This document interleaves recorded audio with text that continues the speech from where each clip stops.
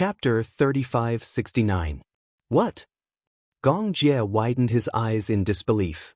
That's impossible. It's fine if he forgot about me, but how could he forget about his beloved mommy? Could it be that his brain? There's nothing wrong with his brain. The so-called memory loss is not what you think it is. Alice's expression was calm, but there was a hint of guilt in her eyes. Gong Jie did not say anything. He looked at her, waiting for her to tell him everything. Alice took a deep breath and said honestly, I hypnotized him. Hypnotized? Do you know about deep hypnosis? Gong Jie was so shocked that he was speechless. He suddenly remembered that when a person wanted to leave the hurricane group, they would use deep hypnosis to erase all memories related to the hurricane group. On one hand, this was to protect the interests of the hurricane group. On the other hand, the memories related to the hurricane group were too dark. If the person wanted to leave the group and return to a normal life, these memories would be a burden. Hence, deep hypnosis could erase a lot of memories. Such hypnosis had always been carried out secretly by Alice. Gong Jie had always known about hypnosis, but he did not know that the person who carried it out was Alice. So, you hypnotized him? How did you hypnotize him? Gong Jie asked agitatedly, can the erased memories come back? Yes, but it's very difficult. Not only were Yu's memories erased, but his first personality also disappeared. Personality? You didn't know that Yu has two personalities? I didn't know. Alice explained, he has two personalities. One is the most innocent side, like a piece of white paper, spotless. The other is the dark side, evil, like a demon. Gong Jie was stunned. So, you erased his first personality and he became like this? You can say that. Alice analyzed Yu's personality for Gong Jie. Yu's childhood was spent in happiness and darkness. The happiness was that even though he grew up in a single-parent family, Xianxia gave him a lot of love and companionship. However, the darkness was that Yun Na and Li Qin's insults and scoldings gave birth to the hatred in his heart. The two personalities existed independently and did not interfere with each other. Back then, when Yu dealt with Yun Na and Li Qin, the first personality did not know about it. He only vaguely knew that he seemed to have done something earth-shattering. One was innocent, the other. One was an angel, the other was a demon. Back then, when she sealed Yu's memories, her first personality was also destroyed by her second personality along with the memories. The memories, but the personality. Even if the memories were recovered, the first personality would not come back. After Yu became Gong Fan, he was completely dark. He was ruthless, black-bellied, and would do anything to achieve his goals. However, Xianxia was still the white moonlight in his heart. However, even Xianxia would not be able to awaken his first personality. There was no such thing as reviving a destroyed personality. Chapter 3570. You should be apologetic. If I didn't mention this matter, how long were you planning to hide it from me? Alice said weakly, this was your father's request. As his subordinate, I had no choice but to carry it out and keep it a secret. Now that I've told you this secret, I've already broken the rules. Gong Jie clenched his fists and trembled in anger. Why did he do that? He really could not understand. What was the meaning of Gong Xiaoying doing this? He intends to use Yu to deal with Xingyu. Deal with Xingyu? Gong Jie's eyes were filled with shock. He knew that his father hated Mu Yaja to the core, but he did not expect him to be so cruel as to use an innocent child to deal with Xingyu. When the time comes, when Yu deals with Xingyu, he'll use this as a threat to make Xianxia return to the Gong family. Doesn't he think that he's being cruel? Jie, Alice said calmly, do you think that with your father's status, he's in a high position and no one has ever dared to go against his words? In his mind, there are no rules about right or wrong. In his mind, he doesn't care who's right or wrong. No one can stop him from getting what he wants. He loves Yu, but in his mind, he doesn't think that it's a mistake for his grandson to return to the Gong family.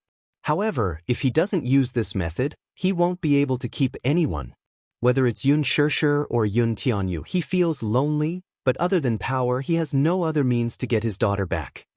When love reached the depths, In a certain aspect, this love would change its form and flavor. Gong Xiaoying was wrong, but Alice understood. Gong Xiaoying was hateful, but he was also pitiful. Yu is the most pitiful one, Gong Jie said. He didn't have any choice and had his memory cruelly erased by you. Do you know who is the most important person in his life? Alice didn't make a sound. His mother, Gong Jie continued. He regarded Xianxia as more important than his own life. Erasing his memory is even more cruel than killing him. Alice was so shocked that she almost suffocated. Indeed, ever since Yu's memory was erased, he had become a completely different person. He was a true devil. If Xianxia saw this, she would be very sad. Gong Jie didn't even know how to mention it to him. I want to see him. Gong Jie suddenly said, let me see him. You can't see him. Your father protected him very well because he was worried that you would bring him back. Still, even without Gong Xiaoying's interference, the current Yu may not be willing to leave with you if you want to take him away. Gong Jie smiled. I know. Then, so, if I borrow you, maybe you can see him. Alice was stunned. She immediately understood what Gong Jie was referring to. I've been investigating your recent whereabouts. You disappear for a period of time in the middle of every month. I'm guessing that you must have gone to the island during this period. Alice did not say a word. Gong Jie held her hand tightly. Bring me to him, Alice. Chapter 3571. She looked up and said calmly, Okay, I'll take you there. However, you need to be prepared. At least, when you board the ship, you can't reveal that you're the crown prince of the Gong family. There were still more than 10 days until the middle of the month. Gong Jie and Mu Yazhe had a video call over the ocean. When Gong Jie found out about this, he said that he had confirmed that Mu Yazhe was Yu and that Alice would bring him to see him in the middle of the month. Mu Yazhe expressed that he wanted to go too. Gong Jie laughed. Brother-in-law, don't joke around. You're the most dangerous person in Hurricane. You can't even get on the ship. Mu Yazhe raised his eyebrows. Okay, it's fine if I don't go. However, if Xiao Yichen goes, it shouldn't be a problem. Gong Jie immediately understood what Mu Yazhe meant. He frowned and thought about it carefully. I understand your plan. Okay, then I'll send Xiao Yichen to your place 3 days in advance. Okay. After ending the video call, Mu Yazhe stood up from the desk. After hesitating for a long time, he finally decided to mention this matter to Yun Xianxia. Yun Xianxia was reading a script in the bedroom. Mu Yazhe pushed the door open, gently knocked on the door, and walked into the room. When she heard the sound, she looked up. When she saw him walking in with a serious expression, she became very nervous. What happened? Mu Yazhe sat on the side of the bed silently. He crossed his legs elegantly and said in a deep voice, There's something I want to tell you. However, you have to stay calm. Don't be nervous and don't get agitated, okay? Yun Xianxia laughed. Why are you so serious? What's the matter? Don't worry, I won't get agitated. Mu Yazhe smiled and stroked her hair gently. Yu, just the name that escaped from his thin lips made her face turn ghastly pale. Ever since Yu went missing, this name had become an unspeakable pain in her heart. At the mention of this name, Yun Xianxia's heart ached. Why did you mention him? Yu is not dead yet? Yun Xianxia couldn't react for a moment. It was only after she had a hard time separating the 5 words from each other and repeatedly comprehending them that she was stunned and suffocated. He's not dead? Yun Xianxia immediately sat up and stared at Mu Yazhe in disbelief. Is this true? Don't lie to me. It wasn't easy for her to pull herself out of despair. Now, she couldn't take a second blow. Mu Yazhe's lips curled into a smile. Do you think I'll joke about this? Xiao Jie was the one who told me that Yu is not dead. He's not dead. Then where is he? At the Gong residence. Yun Xianxia's expression froze at once. He was hidden by your father. He changed his name and disappeared without a trace. It's impossible. Yun Xianxia smiled weakly. Could you be mistaken? Yu is at the Gong residence, but it's been so long. Why hasn't he returned home? He was hypnotized and lost all his memories. He even forgot his own name. Mu Yaja continued. He also forgot about you, forgot about me, forgot about Xiao Yichen, forgot about Yueyao. Yun Shishir gasped and shook her head in disbelief. I don't believe it. How could he have lost his memories?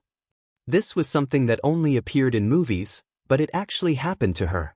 It was unbelievable. Chapter 3572. Listen, Shishir.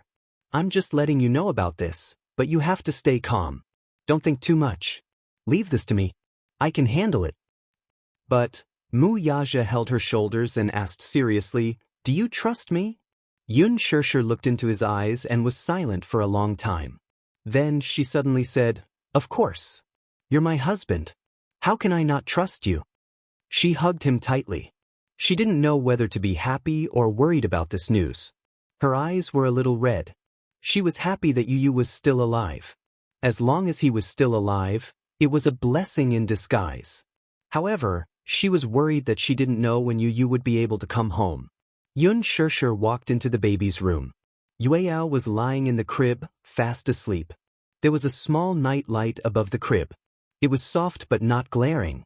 It shone on Yueyao's tender little face, which was as tender as white jade. Yueyao would be 2 years old in a few months' time. She wondered if Yu would be able to come home on that day. Yun Shishir looked at Yueyao's neck. There was a necklace around her neck. It was made by Xiao Yichen. During the accident, Xiao Yichen had been holding tightly onto the 2 purple crystals that Yu had given him. He made 2 necklaces. One was for himself, and the other was for Yueyao's neck as a memento. After Yu's accident, Xiao Yichen had matured overnight. He had transformed from his childish self into a mature big brother. Xiao Yichen dreamed of Yu. Yu said to him, When I'm not around, you have to take good care of Mommy and Yueyao. He had always engraved these words in his heart. Xiao Yichen believed that Yu was definitely still alive. The telepathy between the Gemini twins told him that Yu wasn't dead, but he didn't know where he was. However, his ability was limited. He didn't know how to search, but he never gave up. Yun Shishir smiled. Yueyao, I remember that the first word you learned to say was brother. You really want Yu to come back, don't you? Yueyao's eyes were tightly shut, but her pink lips were slightly curled up. She was clearly having a sweet dream. Xiao Yichen stood at the door but did not enter. Instead, he quietly leaned against the door and looked at his mother, who was squatting by the crib and talking to Yueyao with a gentle expression. He smiled. Mu Yaja had already told him about this. When he found out that Yu was still alive, he was both surprised and not surprised at the same time. His daddy said that Gong Jie would bring him to see Yu in the middle of the next month. At the same time, he also gave him a very important task. Gong Jie would think of a way to bring Yu back. Xiao Yichen would stay on the island as Gong Fan and replace Gong Fan for the time being. Xiao Yichen gladly agreed. Even if he was trapped on the island, he still had a way to come back. However, he was more worried. If Yu was brought back, would he be able to regain his memory? Xiao Yichen wasn't sure about Yu's current situation. He also didn't know if his so-called memory loss could be recovered. He only hoped that his uncle would bring Yu back to the Mu family. At least, Yun Shishir could wake him up and help him regain his memory. Mommy, Xiao Yichen called her softly. Yun Shishir turned around and saw him standing at the door. She immediately wiped the tears from the corners of her eyes. You're not asleep yet? Yes, I was passing by and saw that the door was open. Chapter 3573. In the middle of every month, Gong Fan would return to Ashland Island with Lisa. The medication that Alice had concocted could only last for about 30 days. She had to renew the medication every month. His sleep condition was very bad. He had insomnia, many dreams, and nightmares. His mental strength was also very weak. If not for the special sleeping pills that Alice had concocted, it would be very difficult for him to fall asleep peacefully. Other than that, his body also needed regular checkups. He returned to Ashland Island before the middle of the month. Just as he returned to the island, Lisa received a call from Alice. Alice said that she would arrive at the island early the next morning. Lisa could not help but feel a little suspicious. Originally, Alice would arrive on the 15th of every month. Tomorrow was the 12th. What was going on? Alice explained that there was a new batch of medication that had been improved and would replace the previous batch. Lisa no longer doubted him after hearing that. Before this, Xiao Yichen had already disguised himself and sneaked onto the ship that was heading to Ashland Island. It would take an entire night to reach Ashland Island from the hurricane headquarters. Alice's makeup skills were top-notch. She applied makeup on Gong Jie and Xiao Yichen and easily fooled them. After all, with Alice's face, she would not be put in a difficult position. She lied and said that Gong Jie and Xiao Yichen were her assistants. Gong Jie was still alright. He used a wig to replace his original silver hair. This made it very difficult for people to recognize him. Xiao Yichen, on the other hand, was much more aggrieved. He was not considered short for his age. He was about 1.5 meters tall, which was already considered very tall. However, it was still difficult for him to disguise himself as an adult man. Hence, Alice put on a woman's wig for him. He wore a white lab coat and put on some rouge. He was already very good-looking and had the unique aura of a young man. After a little makeup, he really looked like a young woman. After spending a night on the ship, Alice instructed him to do some things. First, if there were no accidents, Xiao Yichen would have to stay on Ashland Island for a month. She would think of a way to cover for him to leave the island the next month. Gong Jie was a little worried. He was not worried that Xiao Yichen's identity would be exposed. It was just that there would be no one else on the island for a month. Other than the maids, there would not even be a playmate. Given Xiao Yichen's personality, would he be too lonely? Little Yichen, on the other hand, did not mind. Even though he might have to be separated from his parents and sister for a month, he was willing to do it in exchange for Yuyu's return, even if he had to pay a heavier price than this. The ship docked at the harbor. Lisa stood at the harbor to welcome them. However, when she saw Gong Jie and Xiao Yichen behind Alice, her eyes suddenly flashed fiercely. She frowned slightly, obviously sensing that something was amiss. After a moment of surprise, she did not show any suspicion. She only said in a cold tone, "Alice, you're here." In the hurricane headquarters, there was no distinction of seniority. Hence, Lisa had always called Alice by her name. Alice smiled at her. "Is he awake?" "Yes, he's awake. He's reading in the study," Lisa said. Her tone was calm and emotionless, like an emotionless machine. Xiao Yichen could not help but look at her again. Chapter 3574. However, Xiao Yichen could only lament and didn't reveal his emotions. He followed closely behind Alice, lowered his head, and quietly walked into the castle. Would he be able to see Yuyu soon? Xiao Yichen suddenly felt extremely excited. When he thought of this, he couldn't help but feel uneasy. He didn't know how Yuyu had changed after not seeing Yuyu for more than a year. Had he grown taller? Was he still as skinny as before? Would he recognize him when they met? Xiao Yichen clenched his fists tightly, only to feel his palms full of cold sweat. The castle was huge. As Lisa led them all the way, Xiao Yichen only felt that there were endless stairs and endless corridors. Finally, after walking for a very long time, Lisa stopped in front of a door and said in a deep voice, "Young master is in his room. You can go in directly." Alice pushed open the door and walked in naturally. Gong Jie followed closely behind. Just as Xiao Yichen was about to step in, he inexplicably felt Lisa's gaze on him, as if she was secretly examining him. He followed her gaze and sized her up, only to see that she was coldly sizing him up. That gaze, which seemed to be able to see through his entire body, made Xiao Yichen's heart jolt violently. He had an inexplicable suspicion that Lisa might have recognized him. Lisa quickly turned her gaze away and looked out the window, as if the gaze she gave him just now was just a casual glance. Xiao Yichen didn't take it to heart.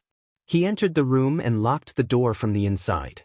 Alice walked into the bedroom and saw the back of a young man lying quietly on the big bed. He lay quietly on the bed with his eyes closed, as if he was still asleep. However, Gong Jie and Xiao Yichen, who were standing behind her, couldn't calm down. Especially when he saw the young man's extremely familiar yet pale face, Gong Jie's breathing suddenly became erratic. He walked excitedly to the bed and squatted beside it until he recognized that the child in front of him was really Yuyu. Yu, who had disappeared without a trace for more than a year, suddenly felt a burning sensation in his chest. It really was Yu. Xiao Yichen was so excited that his entire body trembled. This voice had only appeared in his dreams for more than a year. Now that he finally saw it in real life, he couldn't even tell if this was reality or a dream. Gong Jie couldn't help but reach out and cup Yu's little face. However, the moment he touched his face, the young man on the bed suddenly woke up. He suddenly opened his cold eyes, and his pupils contracted. When he recognized the unfamiliar man in front of him, he sat up in shock and coldly swatted his hand away. There was a loud smack. He swatted Gong Jie's hand away expressionlessly and asked coldly, "Who are you?" Gong Jie was about to step forward when Alice immediately stopped him. She said to Yu, "Young master, these two are the assistants I brought over. He was taking your temperature just now." The young man frowned but didn't say anything.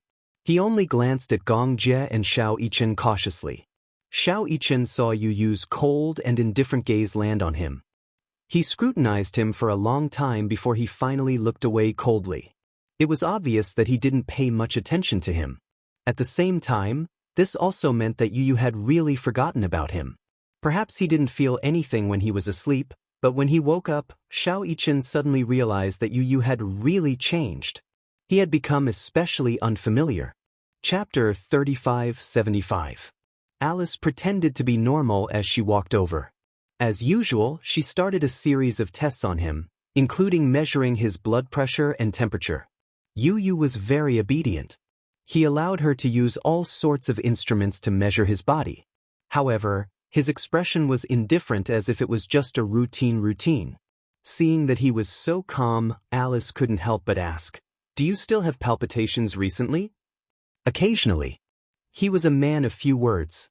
If he could describe something with one word, he would definitely be stingy. He didn't speak often. Probably, other than him, no one else could live on this isolated island for a few months without breaking down. Humans were social animals. They were used to living in groups and isolated from society. Yu only had Lisa by his side. However, both of them were quiet and didn't speak often. Occasionally, Lisa would deliberately talk to him, but Yu would only use a few words to end the conversation. In the past, Yu was naturally introverted. However, because of Yun Shirshir, he was still considered cheerful. However, under hypnosis, the second personality destroyed the first personality. As a result, the second personality completely took over. Today, Yu was more like a walking corpse. Xiao Yichen's heart ached so much that he was about to suffocate. When he thought about how lonely Yu had been for the past year, he felt as if a knife was being twisted in his heart. For some reason, he hated Gong Xiaoying even more. Gong Jie pulled Xiao Yichen behind him and reminded him, "Are you ready? Can you hold on for a month?"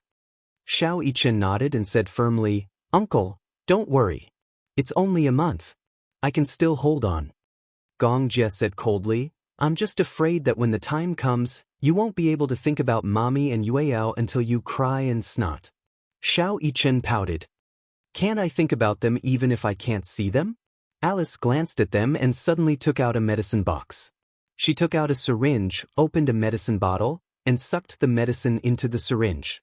According to the plan, she injected Yu with tranquilizers and sleeping pills in place of the original injection. Then, she disguised him as Xiao Yichen and took him away without anyone knowing. Then he asked Xiao Yichen to stay behind to replace Yu. There were not many people on the island who were close to Yu, so normally, no one would notice. Even Lisa could not tell the difference between Xiao Yichen and Yu. Alice held Yu's arm. Just as she was about to inject him, Yu caught a glimpse of the medicine bottle and was shocked to see the table of elements on the bottle. He immediately pushed her needle away. The syringe fell to the ground with a loud thud, and a few drops of medicine spilled out. Alice stared in shock. Yu asked coldly, "What medicine is this?"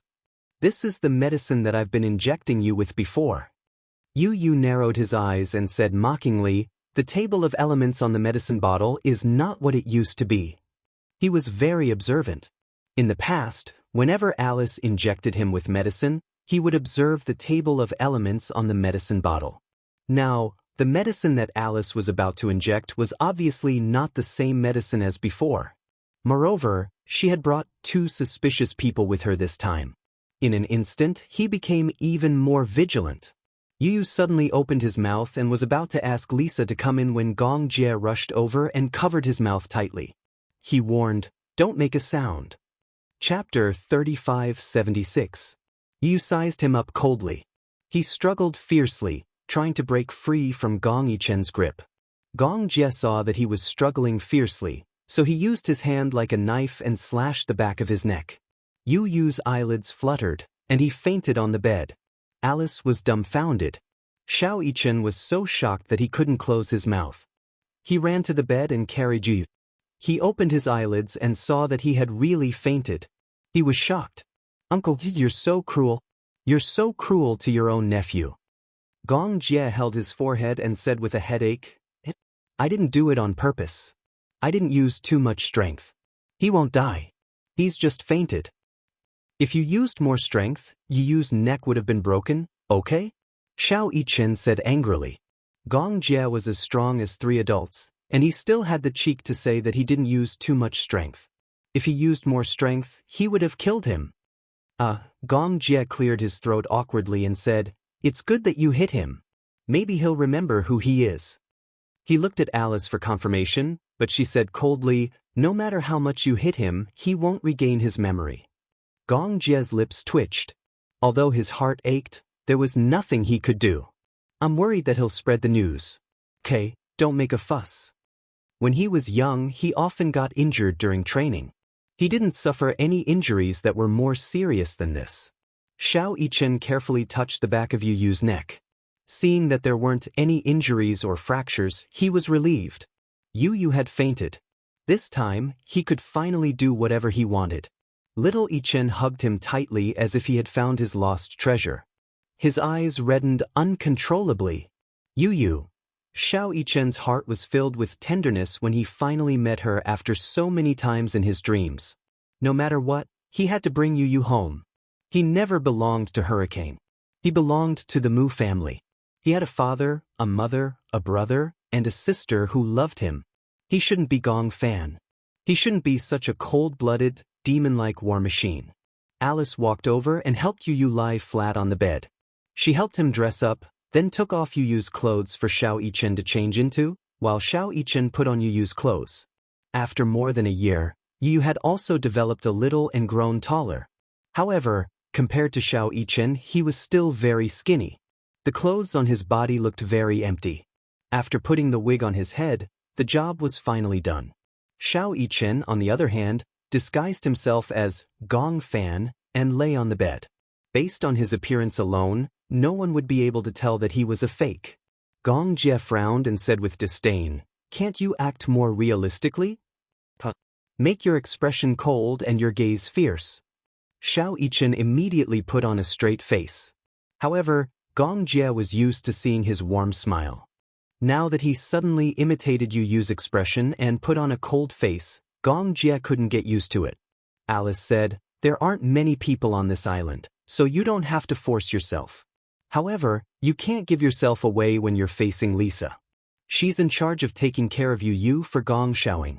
If you give yourself away, it'll be hard for the news to leak. When that happens, it'll be very difficult." Chapter 3577. Xiao Yichen and Yu had been swapped. The swapped Yu was immediately taken away by Gong Jie. When they left, Gong Jie carried him on his back. Lisa stood at the door and saw Gong Jie carrying Yu. The guy on his shoulder had obviously fainted. She asked symbolically, "What's wrong with him?" "Blood sickness." He had fainted. Lisa didn't probe further with such a careless explanation. She obviously didn't suspect anything either. As an assistant, how could he faint from blood sickness for no reason? That didn't make sense. She let him go easily. Gong Jie couldn't help but feel that something was amiss. He turned around and looked deeply at Alice, only to see her enter the room with a cold expression and close the door. He had a feeling that she knew about this matter.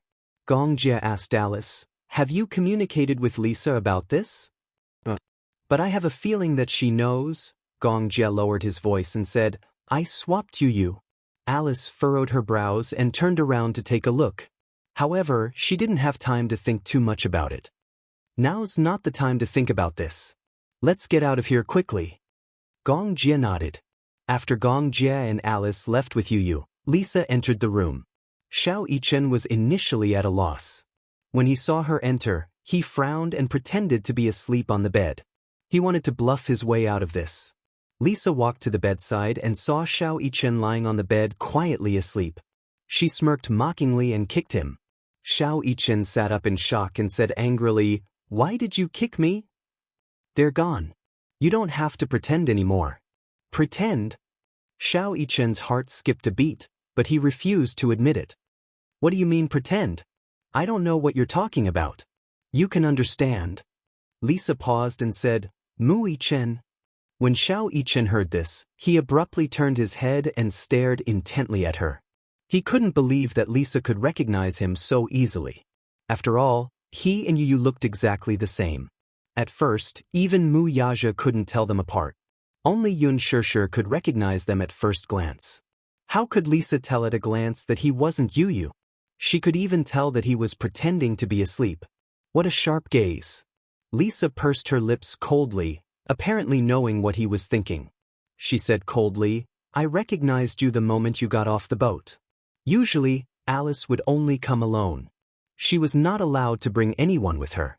However, today, two strangers had appeared. Even though Gong Jia and Xiao Yichen were in disguise and no one could recognize them, it didn't mean that she wasn't observant. She used to be Gong Jia's maid, so how could she not recognize him? Xiao Yichen had the same face as Yu, so how could she not recognize him? No matter how he disguised himself, it was difficult to change his facial features. She knew very well that they were here to take Yu away. However, she turned a blind eye and did not stop them. With her ability, she was fully capable of stopping them. However, she didn't. Xiao Yichen's heart skipped a beat. He was so nervous that he broke out in a cold sweat. He was worried that Lisa would ignore Yu if she knew about this. Lisa smiled and said, "Don't worry, I'll just pretend that I don't know about this. From now on you're Gong fan. As long as you play your role well and don't let anyone recognize you, I won't make things difficult for you." Chapter 3578. Why did she do that?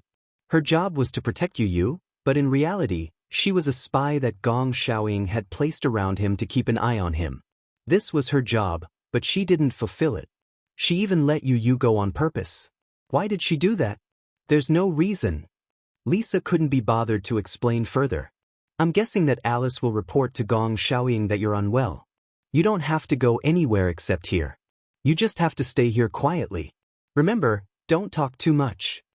After she finished speaking, she turned around and left the room swiftly.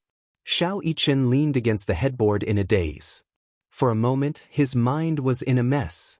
When Yu woke up, he was in a high-class cabin. He sat up and realized that he was on a huge bed. Just as he sat up, he heard a man's elegant voice beside him. "You're finally awake?" Before Yu could react, Gong Jia pounced on him. He hugged his head and rubbed his face. "Yu, Uncle missed you so much." Yu frowned and instinctively reached out to push him away. "So disgusting, so mushy," Yu said coldly, "Let go of me." However, Gong Jia didn't let go of him. Instead, he cupped his face and planted a kiss on his cheek. "Get lost." Yu instinctively pushed his face away and distanced himself from him. Immediately, he reached out and rubbed the spot where Gong Jia had kissed him. His eyes were filled with disgust. Who was this man? He actually kissed him. Yu looked up angrily and glared at Gong Jia. "What are you doing?" "Kissing my biological nephew." "Biological nephew?" Yu narrowed his eyes dangerously and asked suspiciously, "Who are you?" Gong Jia said pitifully, "You, don't tell me you don't even recognize your biological uncle?" "I'm your uncle, Gong Jia." "Gong Jia?" Yu coldly spat out 3 words, "I don't know you." He wiped the spot where Gong Jia had kissed him. Then, he rubbed his hand on the bedsheet forcefully. Gong Jia was traumatized when he saw this. You think I'm dirty?" "Yes. It's dirty," he admitted bluntly in a cold-blooded tone. Gong Jia was speechless. Gong Jia. He really wanted to beat him. In the past, he had never felt that this fellow deserved a beating. Gong Jie inched closer to him and asked angrily, "You really don't recognize me? Should I know you?" You Gong Jie pursed his lips and comforted him. "It's okay if you don't recognize me. Anyway, it's good that you're still alive. Your mommy knows you're still alive. She's waiting for you at home." Mommy, this word actually caused a slight ripple to appear in his ice-cold heart. Even though he quickly regained his deathly stillness, only this word caused him to become slightly absent-minded. In an unfamiliar environment, he was surprisingly calm. He asked, "Where are you taking me?" Although the Gong Jie sitting in front of him had an overbearing aura, Yu Yu's aura was not suppressed at all. Such a thin body seemed to be brewing an extraordinary aura. It was frightening. He had really changed. Chapter 3579. Looking out of the window, Yu Yu saw the sea. He knew that he was now traveling on the sea, which was no different from a cage on the sea. It was difficult for him to escape, and he was destined to be unable to escape from this man's control. Since he was already here, he might as well take things as they came. Yu Yu lay down on the bed quietly and said coldly, "You don't have to watch over me. I can't escape anyway." Gong Jie widened his eyes in surprise. He was surprised by his calmness. However, he quickly smiled and stood up. "Have a good rest today. You'll go home tomorrow." He left the room after he finished speaking. After the door was closed, Yu Yu closed his eyes and fell asleep. At the same time, in the Mu residence, Yun Shirshir was restless. She tossed and turned in bed when she returned to her room. She could not sleep well and felt uneasy. Gong Jie sent her a message saying that he was on his way back with Yu Yu and asked her not to worry. However, she was nervous, agitated, and uneasy. She was worried about Yu Yu, but she was even more worried about Xiao Yichen. Would he be lonely on the island alone? Initially, she did not agree to this plan no matter what. Yu Yu was back, but what about Xiao Yichen? Was he going to replace Yu Yu and stay on the island forever? She heard that there was nothing on the island except for a huge castle. It was almost isolated from the rest of the world. Wouldn't Xiao Yichen feel lonely? Yun Shirshir's heart ached when she imagined Xiao Yichen being left alone on the island. However, she also felt that it was unfair to Xiao Yichen. She also felt that Mu Yaja was heartless. However, Xiao Yichen said that he was only going to replace Yu Yu temporarily. It did not mean that he would never return. The most important thing now was to bring Yu Yu back and recover his memory as soon as possible. After that, everything would be easier. If Yu Yu continued to stay on the island, nothing would go smoothly in the future. Yun Shirshir reluctantly agreed.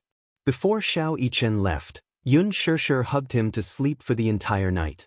Xiao Yichen hugged her tightly because he was going to be away for a long time. He did not know when he would be back, so it was inevitable that he would miss her.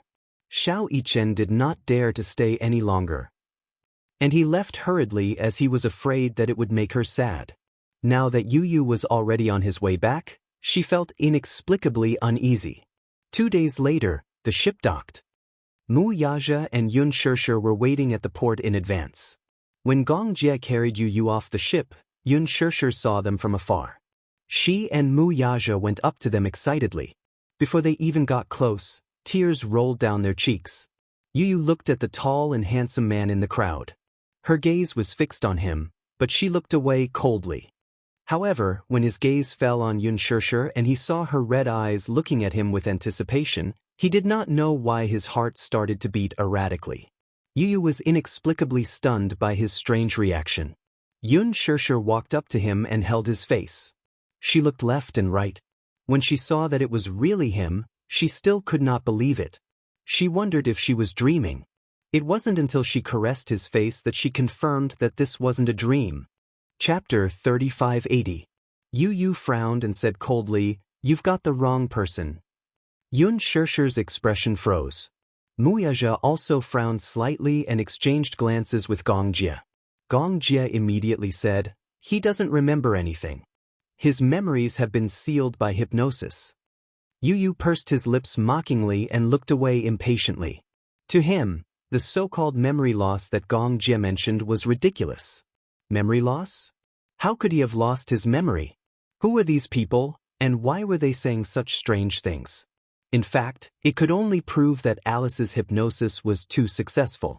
The fake memories that she had created had already infiltrated Yu Yu's mind.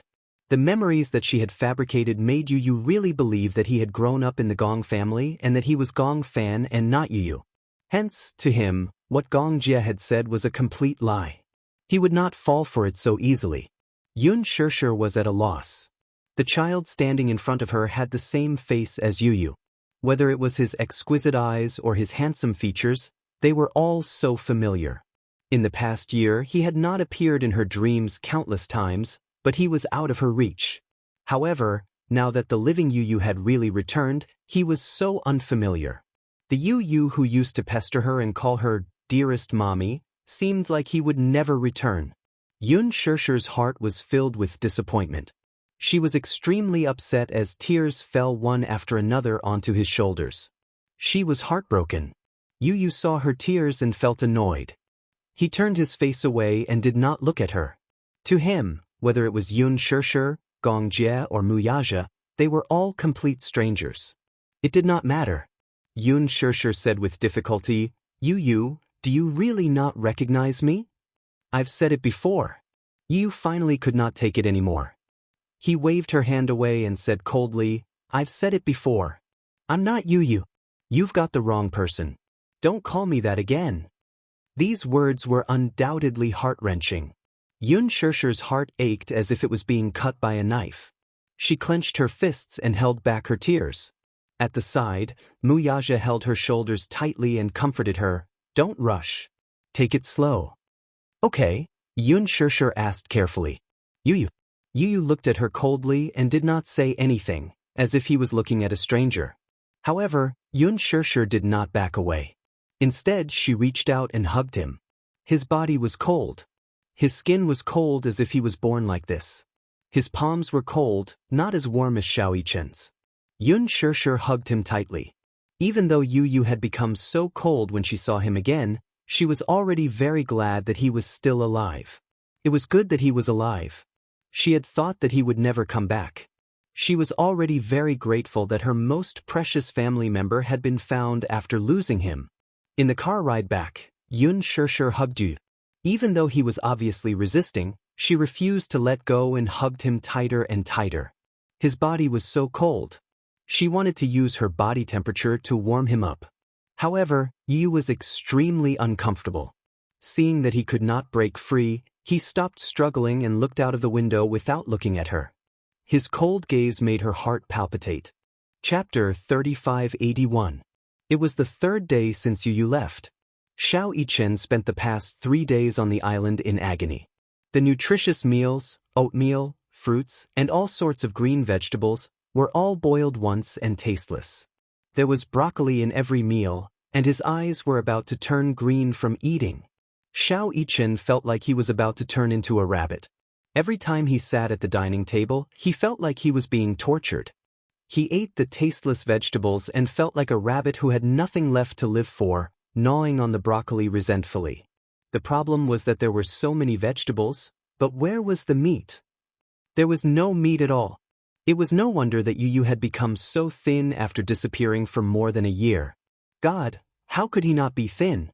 According to Alice's explanation, it was necessary to control the intake of protein due to certain drugs. But it couldn't be that there was no protein at all, right? The worst thing was that there was no rice, no rice, no rice. The most tragic thing needed to be emphasized thrice. Xiao Yichen's stomach was as big as a cow's, and he ate at least 2 bowls of rice per meal. However, there were only side dishes and no rice. Finally, after countless nutritious meals were served, Xiao Yichen's body swayed and he was on the verge of collapsing. He was so hungry that he felt dizzy. Finally, with a plop, he fell head first into the plate of rice. Meat? Meat? Xiao Yichen had a dream. He felt like he was looking at a huge piece of steak that had arms and legs and was running in front of him. As soon as he saw the meat, his eyes turned red. Drooling, he chased after them madly. Just as he was about to grab the meat, Lisa slapped him and woke him up. When Xiao Yichen woke up, he realized that he was in Lisa's arms. He didn't know when, but his saliva had dripped onto her chest. Lisa's face turned green. She said coldly, "You can talk in your sleep?" Xiao Yichen blinked in shock. He furrowed his brows and asked in confusion, "What did I just say?" "Roga?" Lisa said strangely, "It's a name." Xiao Yichen pondered for a moment and scratched his head. "I dreamt of a piece of meat running in front of me." Lisa's eyes darkened. What? Did his flesh grow legs? Could his dream be any more absurd? Xiao Yichen asked, "Why did I faint?" Lisa said coldly, "Low blood sugar." "Low blood sugar?" Xiao Yichen sobbed. "I was healthy when I came here, but I've been starved to the point of hypoglycemia?" Lisa rolled her eyes. "Who asked you to eat so much?" "I haven't eaten meat in days." On the way here, because they were on the ship, the food was not very good. Originally, they thought that they would be able to eat to their heart's content, but in the end, what greeted them was green food. He was starving to the point of lovesickness. He really wanted to know how Yu had survived the past year. If he doesn't eat meat, won't Yu suffer from hypoglycemia? The medicine that Alice prescribed will help him replenish the effects he needs. It was rare for Lisa to speak so much. She glanced at him in disdain. "Are you awake? Can you get up and walk?" "I'm starving to death." Xiao Yichen said pitifully, "I want to eat meat." "Do you eat human meat?" Lisa asked. Xiao Yichen looked at her in disdain. She was so skinny from head to toe. What was there to eat? Chapter 3582. They looked like two small steamed buns. Xiao Yichen's face suddenly flushed red. Lisa glanced at him and looked at his expression. She then followed his gaze and it landed on her chest. No matter how stupid she was, she could tell that he was staring at her chest. Lisa's face darkened. Suddenly she released her grip on Xiao Yichen, causing him to lose his balance and fall to the ground with a loud thud. "Pervert!" Lisa scolded him coldly. Stepping over him, she went back to her room. Xiao Yichen sat up from the ground and rubbed his butt in pain. Feeling wronged, he said, "What? It hurts. Why wasn't she gentle at all?" He saw that she was very respectful and gentle to Yu. It wasn't fair. Xiao Yichen nimbly got up from the ground and chased after Lisa. He muttered behind her, "Why are you so gentle to Yu but so violent to me?" Lisa rolled her eyes expressionlessly and ignored him. "Hey, since I'm replacing Yu now, you should treat me as Yu too. Be gentler." Lisa suddenly stopped in her tracks and turned around calmly. She looked at him meaningfully and said in a mocking tone, "Are you as smart as Yu? Are you as obedient as Yu? Yu isn't as perverted as you." As she said this, she glared coldly at Xiao Yichen and said coldly, "Mu Yichen, I'm warning you. If you stare at me again." Lisa instinctively covered her chest with her hands and said with an ashen face, "Keep your eyes to yourself. If you keep looking, I'll dig your eyes out." After Lisa finished speaking, she walked away. Xiao Yichen watched her leave in shock. He couldn't help but lament, how violent. Even though Xiao Yichen was very resistant to green vegetables, he could only pretend to be calm and silently eat grass in order not to expose his identity. After 4 days, Xiao Yichen finally couldn't take it anymore. He started a hunger strike and insisted on eating meat. Lisa had no choice but to order the chef to prepare steak in the name of wanting to eat meat. At night, little Yichen lay in bed, clutching his growling stomach as he tossed and turned. He was so hungry that he could not fall asleep no matter how hard he tried. The lights suddenly came on. Lisa turned on the lights and walked in with a tray of food. At first, Xiao Yichen was sleepy and was about to fall asleep when he suddenly smelled an alluring aroma. He jumped up from the bed like a carp. He sniffed in the direction of the aroma. Lisa walked to the bed with a tray and said expressionlessly, "Get up and eat." Xiao Yichen moved closer. When he saw the steak on the plate, his eyes lit up. "Meat of meat." Xiao Yichen was like a heretic from a cult as he sat upright and devoutly. Lisa picked up the food from the bed and placed the tray in front of him. Like a gust of wind, he devoured the large piece of steak in a matter of minutes. Lisa was dumbfounded. She stared blankly at the knife and fork in his hand, looking as if he still wasn't hungry. She asked eagerly, "Is there more?" "Are you a pig?" Lisa said angrily. Even pigs don't eat as much as you.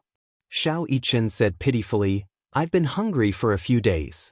This bit of meat isn't even enough to fill the gaps between my teeth. Chapter 3583. Half an hour later, Lisa walked in with another tray. Other than steak, there were cheeseburgers, ham, and sugar eggs. Lisa walked into the kitchen and told the chef, I'm still hungry. Fry another steak for me. The chef stared at her in shock. It was as though she was a mutated monster. Yu couldn't eat meat, and the nutritious meals were all vegetarian. They couldn't eat any protein or fat, so it would be suspicious if Xiao Yichen wanted to eat meat. Hence, Lisa braced herself and said that she wanted to eat. Alas, her appetite was pitifully small and was not even 1/6 of little Yichen's. Hence, when she mentioned that she wanted to have another serving of steak, the chefs looked at her as if they had seen a ghost. Last meal. There's no more. Lisa warned. Xiao Yichen nodded like he was pounding garlic. He wolfed down the steak and digested the rest of the food. Only then did he feel a little full. He was so touched that he wanted to cry. Xiao Yichen licked the black pepper sauce on his knife and fork, still craving for more. Lisa sized him up coldly. This guy didn't look like an aristocrat at all. Instead, he looked like a starving refugee. The way you eat isn't elegant at all. Bad review. Xiao Yichen's lips twitched. He retorted, a full man doesn't know the suffering of a starving man. Try starving yourself. How rare. You didn't even know how to do idioms and basic arithmetic in the past. It's been a while, but you've improved. Xiao Yichen said indignantly, who says I don't know how to do arithmetic? Give me the questions and I'll show you. Lisa mocked. Do you think I'm as childish as you? I don't think you know how to do arithmetic either. Xiao Yichen sized her up with contempt. Do you know how to multiply 10 by 10? Lisa looked at him with even more contempt. She asked, what's 15 multiplied by 78 and divided by 20? Xiao Yichen was speechless. He was dumbfounded. This arithmetic problem wasn't something that could be solved with just fingers. The problem was that even though his arithmetic skills had improved, he still needed to use what Yu had taught him. He was far from being able to do mental arithmetic. Can you do it? 58, 5, idiot. Xiao Yichen threw himself onto the bed, feeling wronged. Lisa took the tray away and said disdainfully, tell me, why are you and Yu twins? Why is Yu so smart and you so stupid? After saying that, she walked away as light as a feather. Xiao Yichen clenched his fists in anger. He glared at her back and gritted his teeth. How infuriating. He was actually despised. Sleep. Xiao Yichen lay on the bed, hugged the blanket, and closed his eyes angrily. However, Lisa's disdainful gaze kept flashing through his mind. Idiot, idiot, idiot. The demonic voice kept repeating in his ears. Xiao Yichen couldn't take it anymore. He sat up and threw the pillow on the floor. You're the idiot. At the Mu residence. Xianxia finished preparing dinner. She walked to the bedroom and gently knocked on the door. Yu, there was no response. Xianxia opened the bedroom door and saw Yu sitting on the bed, expressionlessly looking out the window. She said gently, it's time for dinner. Yu didn't move. Even his breathing was so weak that it was almost inaudible. Chapter 3584. Seeing that he didn't respond, Xianxia walked into the room and closed the door slowly. She walked over to him quietly and squatted down in front of him. However, she saw that his eyes were as still as a pool of stagnant water. There was no sign of life. Xianxia's heart ached terribly. She couldn't help but lift her hand, wanting to caress his face. However, Yu narrowed his eyes and slapped her hand away in disgust. There was a loud slap.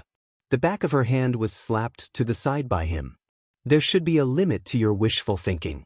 Yu glanced at her coldly. Wherever his gaze landed, it was as if frost had struck. Xianxia could only feel that pair of cold eyes landing on her face. Every inch of her skin was about to be frozen into ice. Every time she saw his cold expression, Xianxia's heart felt like it was being stabbed. How did he become like this? Xianxia bit her lip hard as tears streamed down her face uncontrollably. Because of his heartless words, her heart was extremely broken.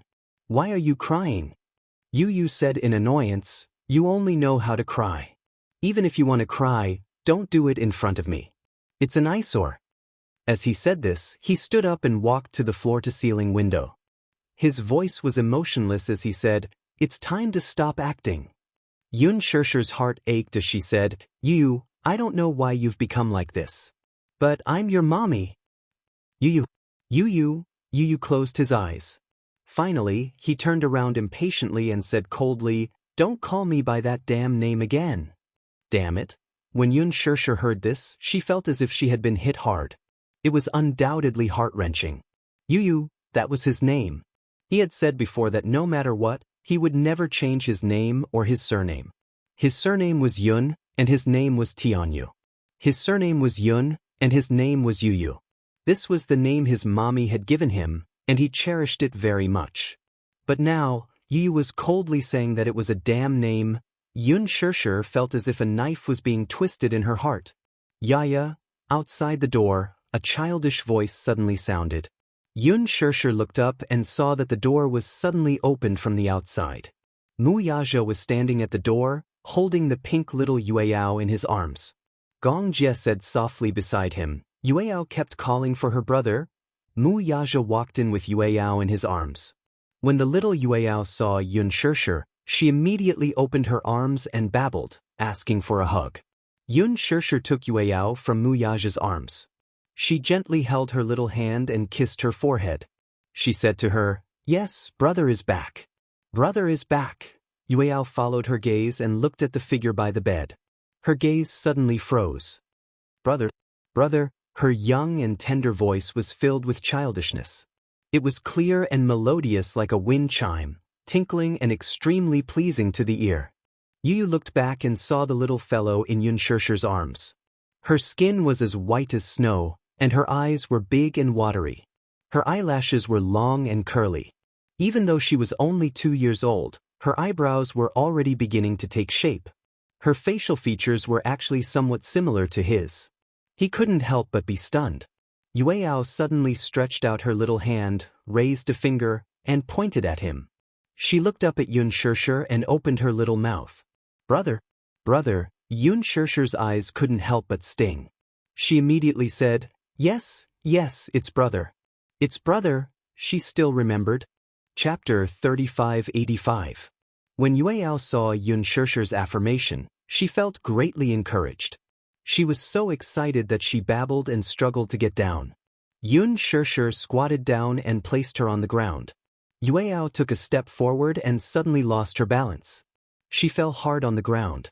However, she didn't seem to feel pain. She clumsily stuck out her butt and got up from the ground. She opened her small hands and walked unsteadily towards Yu. She was wearing the squeaky shoes that Wuxia had bought. When she walked, every step she took would make a squeaking sound and shine. In the beginning, Yueyao didn't like to walk.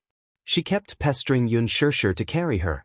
After Xianxia was done carrying her, she would let Xiao Yichen carry her, followed by her daddy. When they went out, they would always carry her in their arms. Even when she was old enough to walk, she didn't like to jump around on the ground. She was extremely quiet. Hence, Wuxia bought many pairs of such shoes.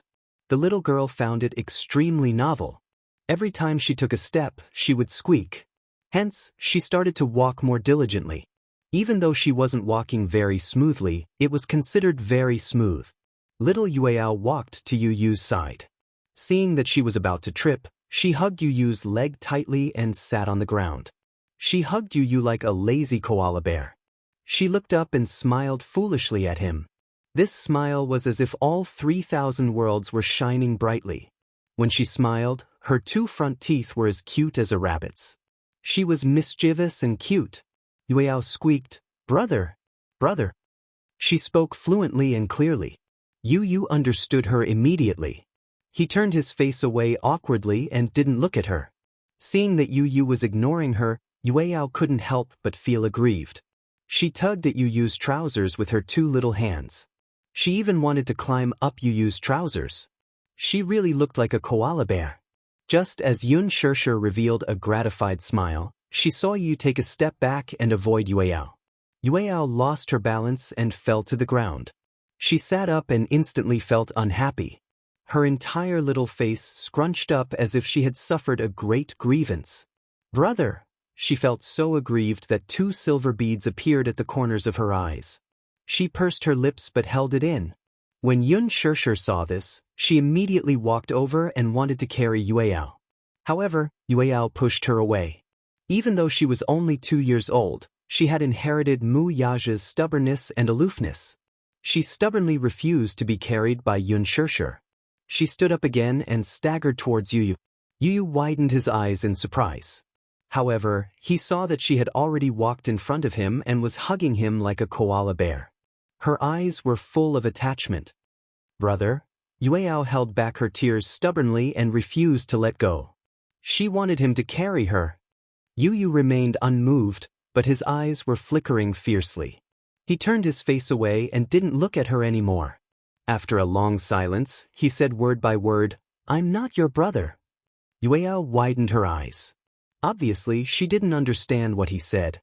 However, when she saw his resolute expression, she couldn't hold back her aggrieved emotions any longer. Tears rolled down her cheeks. Boo-hoo! Yueyao hugged his leg and cried pitifully. Chapter 3586. You used to like her a lot. You kept hugging her and teaching her how to call you brother.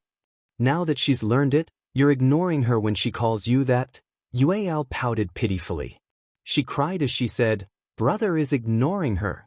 Brother is ignoring her." Yuyu turned around expressionlessly and said coldly, "I'm not interested in playing house with you. So get lost." Yuyu turned around coldly and sat back on the bed like an ice sculpture. Xianxia carried Yueyao, sighed, and left. The door closed softly. Yuyu looked back slightly and glanced at the door. His eyes were cold, but there was a flash of absent-mindedness in the depths of his eyes. Yueyao's teary eyes appeared in his mind and his thoughts became even more chaotic. He fell on the bed, covered himself with the blanket, and closed his eyes. Outside the door, Mu Yaja and Gong Jie looked at Xianxia's disappointed and gloomy face. They looked at each other. Gong Jie said, "Xianxia, don't worry. Yuyu didn't mean what he said. He doesn't remember you, and he doesn't remember Yueyao either. It's understandable that he treats you as an enemy." Mu Yaja agreed with Gong Jie and said comfortingly, "Take it slow." "What if," Xianxia said worriedly, "what if he can't remember me for the rest of his life?" "Don't be so pessimistic," Gong Jie said with a headache. "Compared to you, I'm more worried about you." He was worried that she would be disappointed, despaired, upset, and unable to recover from this setback. Xianxia shook her head and said calmly, "No, I won't. I will become stronger. At this time, Yu needs me more. Xiao Jie, don't worry." She smiled at him. Gong Jie took Yueyao from her arms.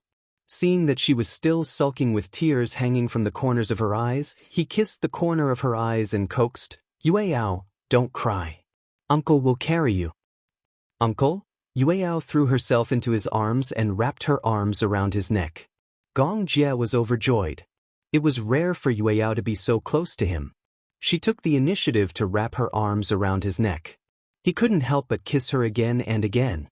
He couldn't bear to part with her.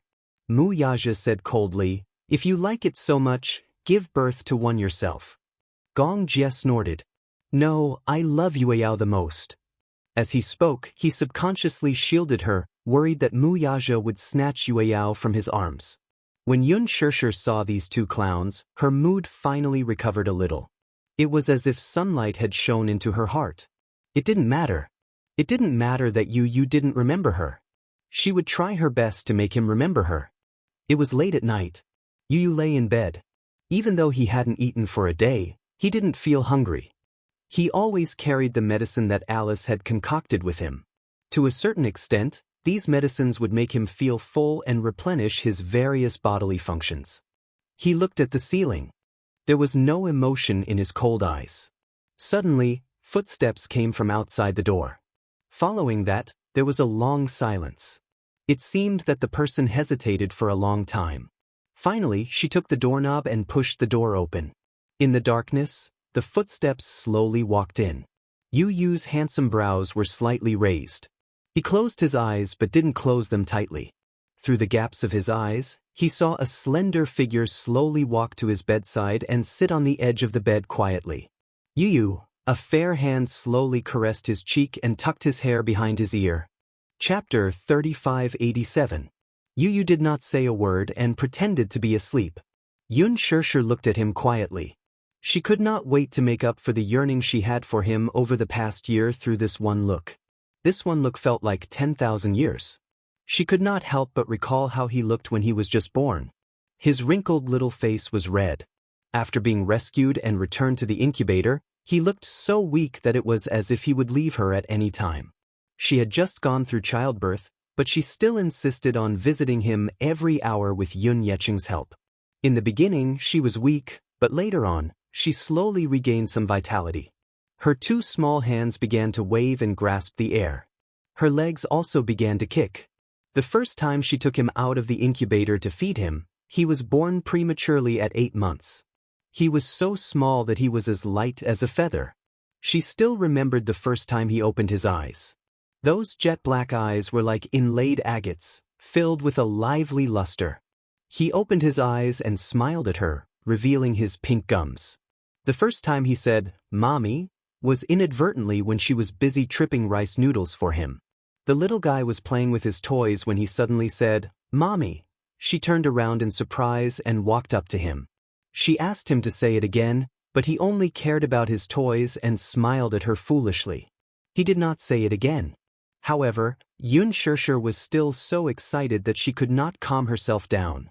God knew how long she had been waiting for this sentence. Every time she taught him how to pronounce it, she would exaggeratedly open her mouth and he would be amused by her. Gradually, he grew up and became more mischievous.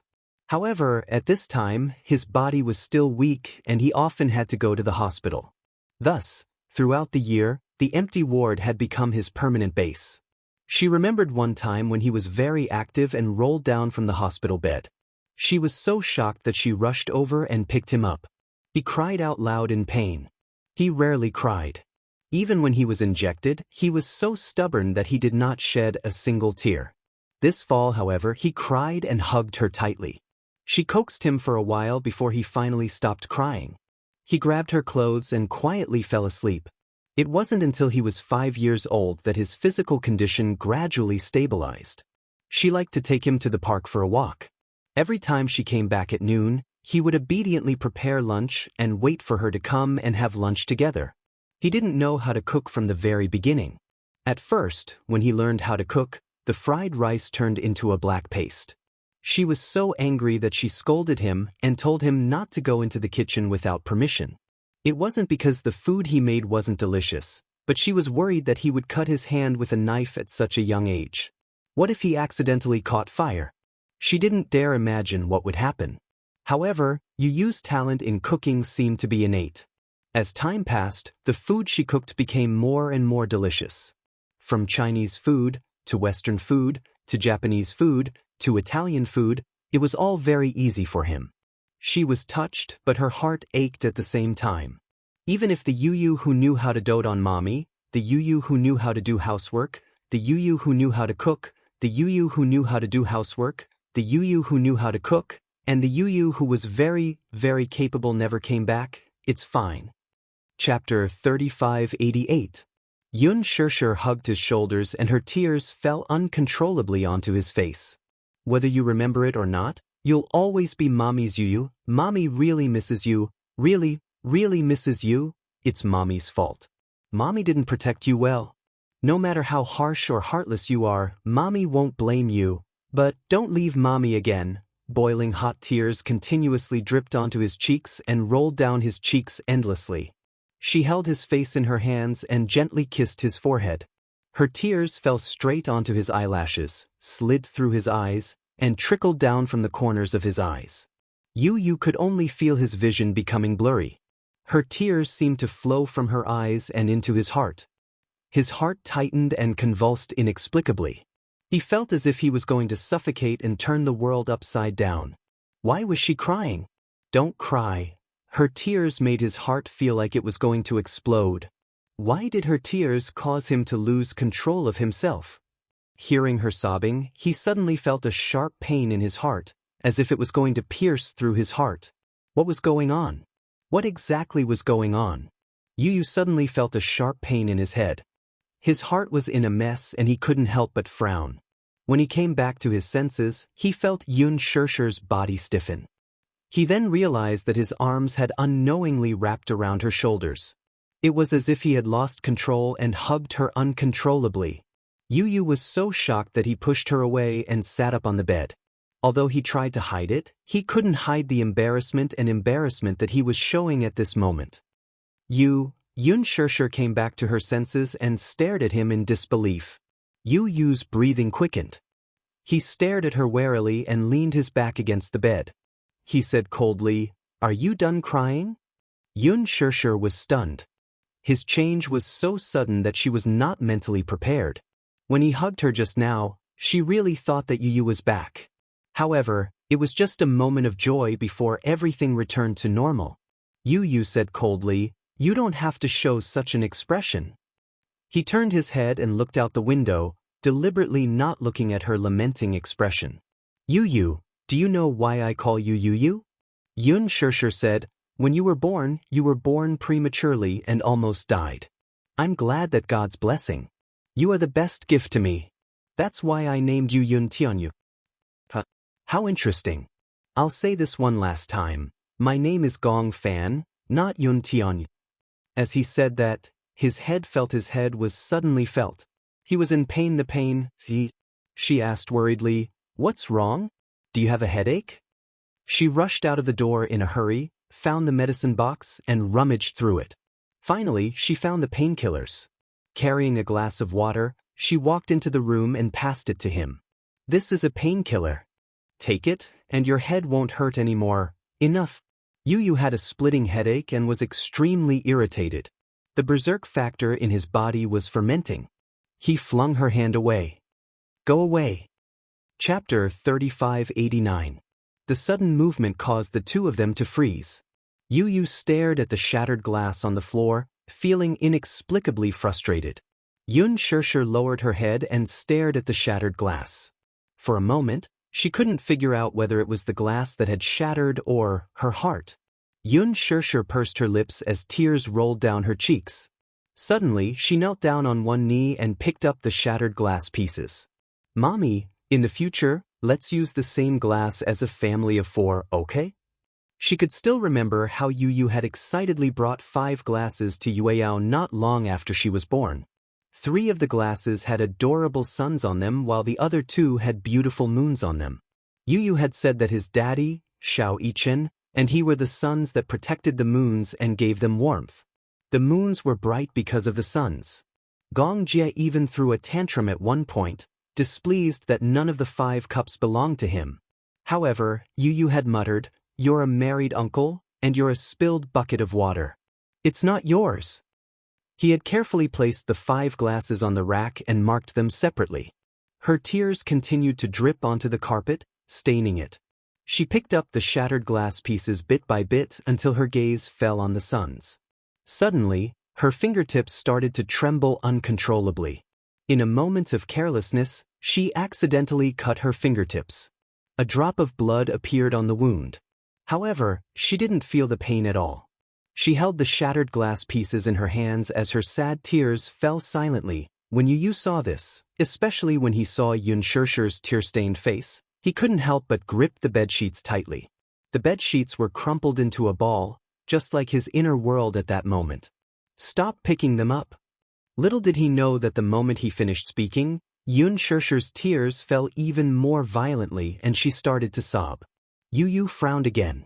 He felt a headache coming on when he heard her crying. He held his forehead and looked helplessly at Yun Shirshir, who was squatting by the bed and holding back her tears. He didn't know what to do with her. In fact, you already knew why Alice came to the island. You also recognized Gong Jie and me. The sea breeze on the island blew gently. Xiao Yichen put on a jacket and sat on the beach. The bright moon seemed to be half submerged in the sea, but it also seemed to be rising from the sea. It was a beautiful sight. Lisa stood beside him and looked at the moon that seemed to be immersed in the sea. It was as if the sea water was the tears of the moon that had gathered to form the sea. She didn't say anything. She sat down beside Xiao Yichen and gazed at the distant horizon. Her lips twitched as she said, "I work for young Master Jie. How could I not recognize him?" Xiao Yichen turned to look at her in surprise. "So, you did it on purpose?" "On purpose." Lisa smiled. "What do you mean on purpose?" "You knew that you and I were swapped, but you still allowed Gong Jie to take you away." Lisa didn't say anything, but it was a silent admission.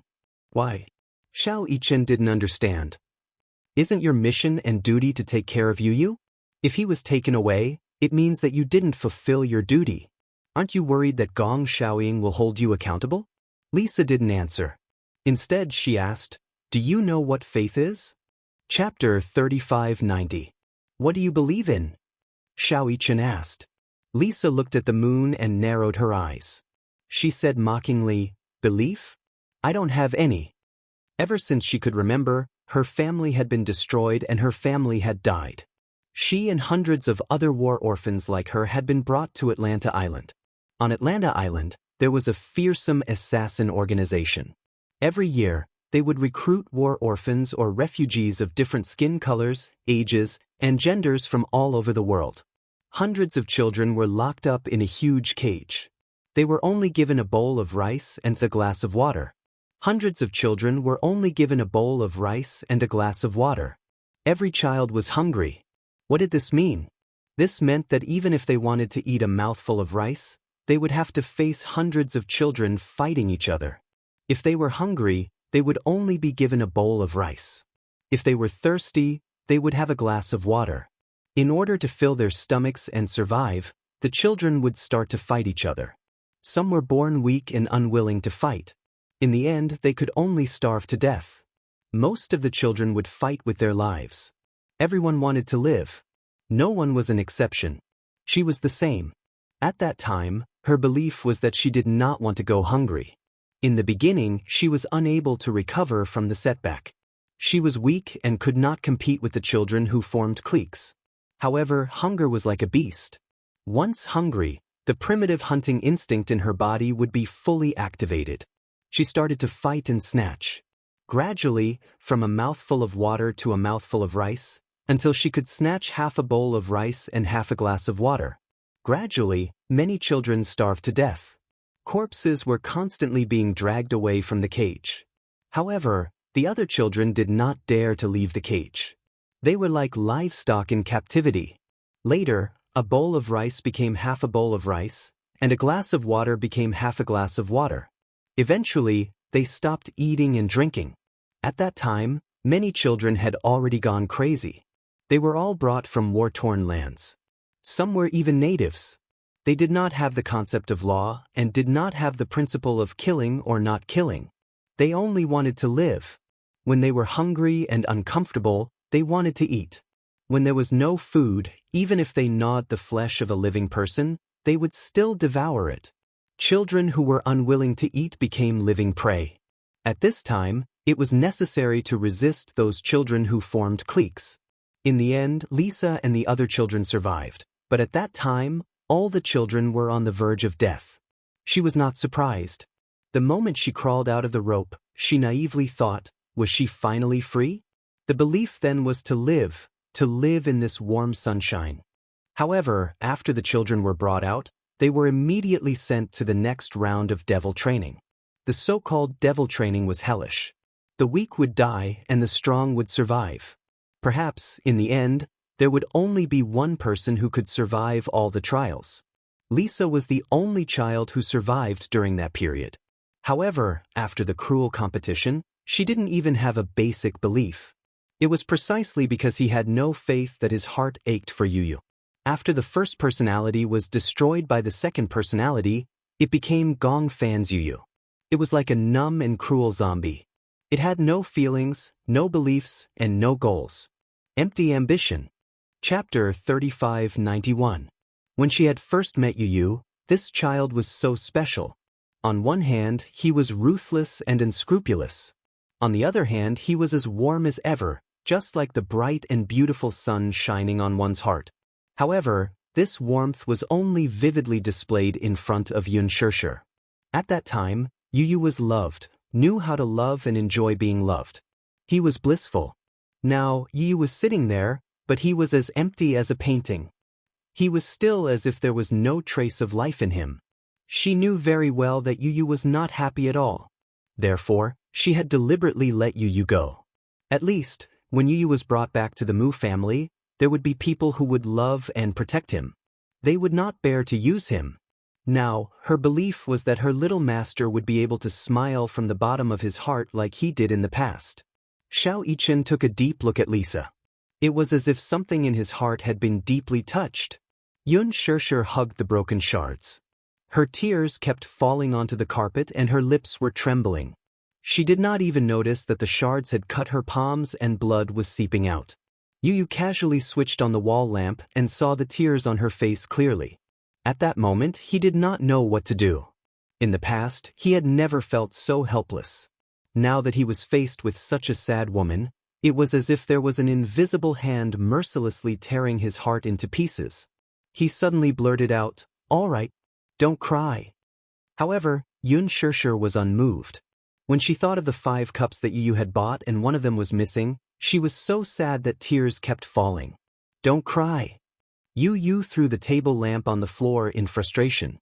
He did not know how to stop her tears, let alone how to comfort her. He only knew that when he saw her tears, his heart would also hurt. When he saw her sad, he would also feel very sad.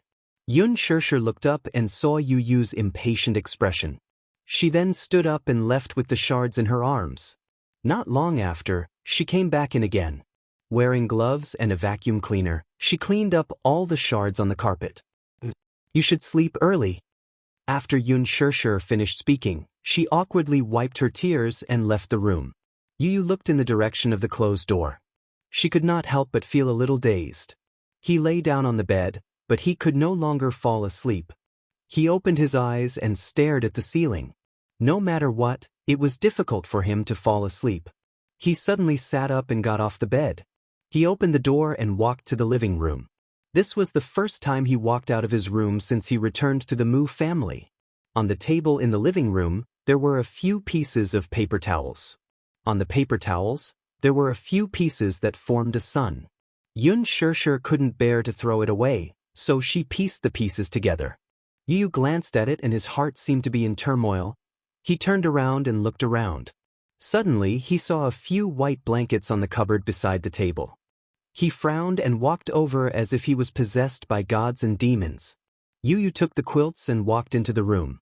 He sat in front of the study table and casually opened the drawer. There were a few boxes of paints in the drawer. He squeezed the paints into the palette, picked up a pen and dipped it in the paints. Then, he slowly drew a circle on the surface of the empty cup.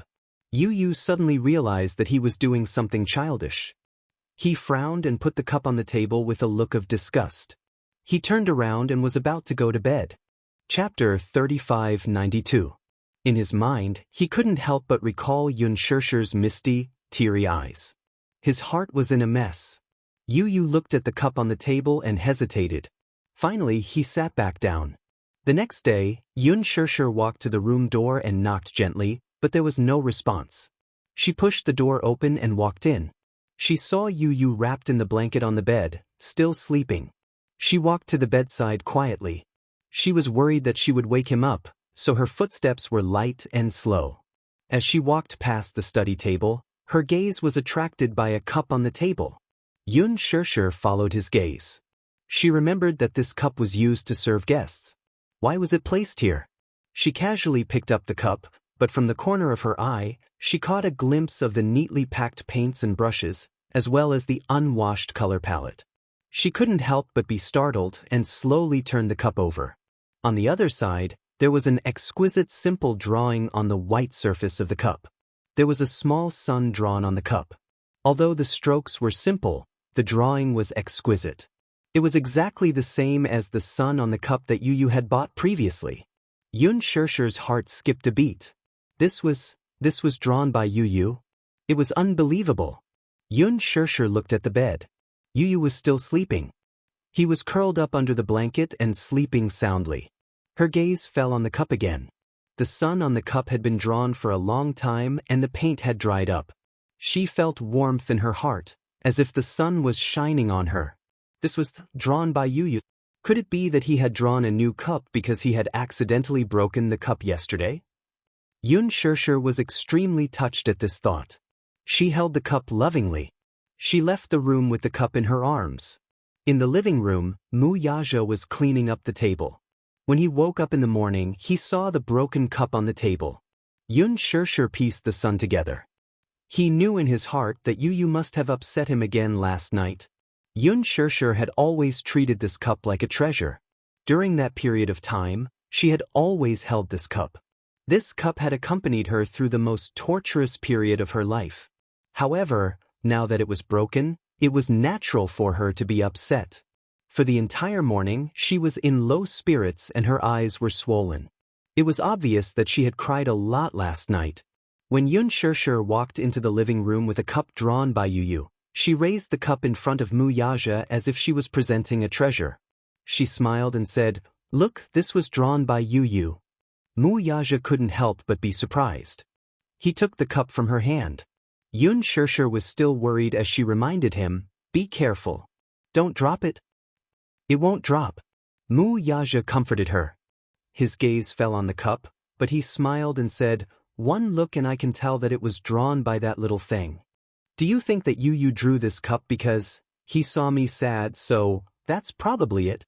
Although he has lost his memories, there are some feelings in his bones that can't be cut off." Mu Yaja comforted her and said, "Don't worry and don't be too anxious. Take it slow. His memories will slowly recover." Xianxia was also encouraged. She nodded vigorously as hope ignited in her heart. Initially, she had thought that there was no hope for Yu to recover his memories. Chapter 3593. On the fourth day of Yu's return to the Mu family, he finally started to eat. Xianxia personally cooked a bowl of noodles. She wasn't a good cook, but in the past year or so when Yu wasn't around, she started to study her culinary skills. She started from recipes and attended some culinary training classes. Gradually, she was able to take charge of the kitchen. She brought the bowl of noodles into the room. Yu was sitting on the bed, flipping through the books on the bookshelf. When he saw her walk in, he put the books back into the bookshelf with an indifferent look on his face.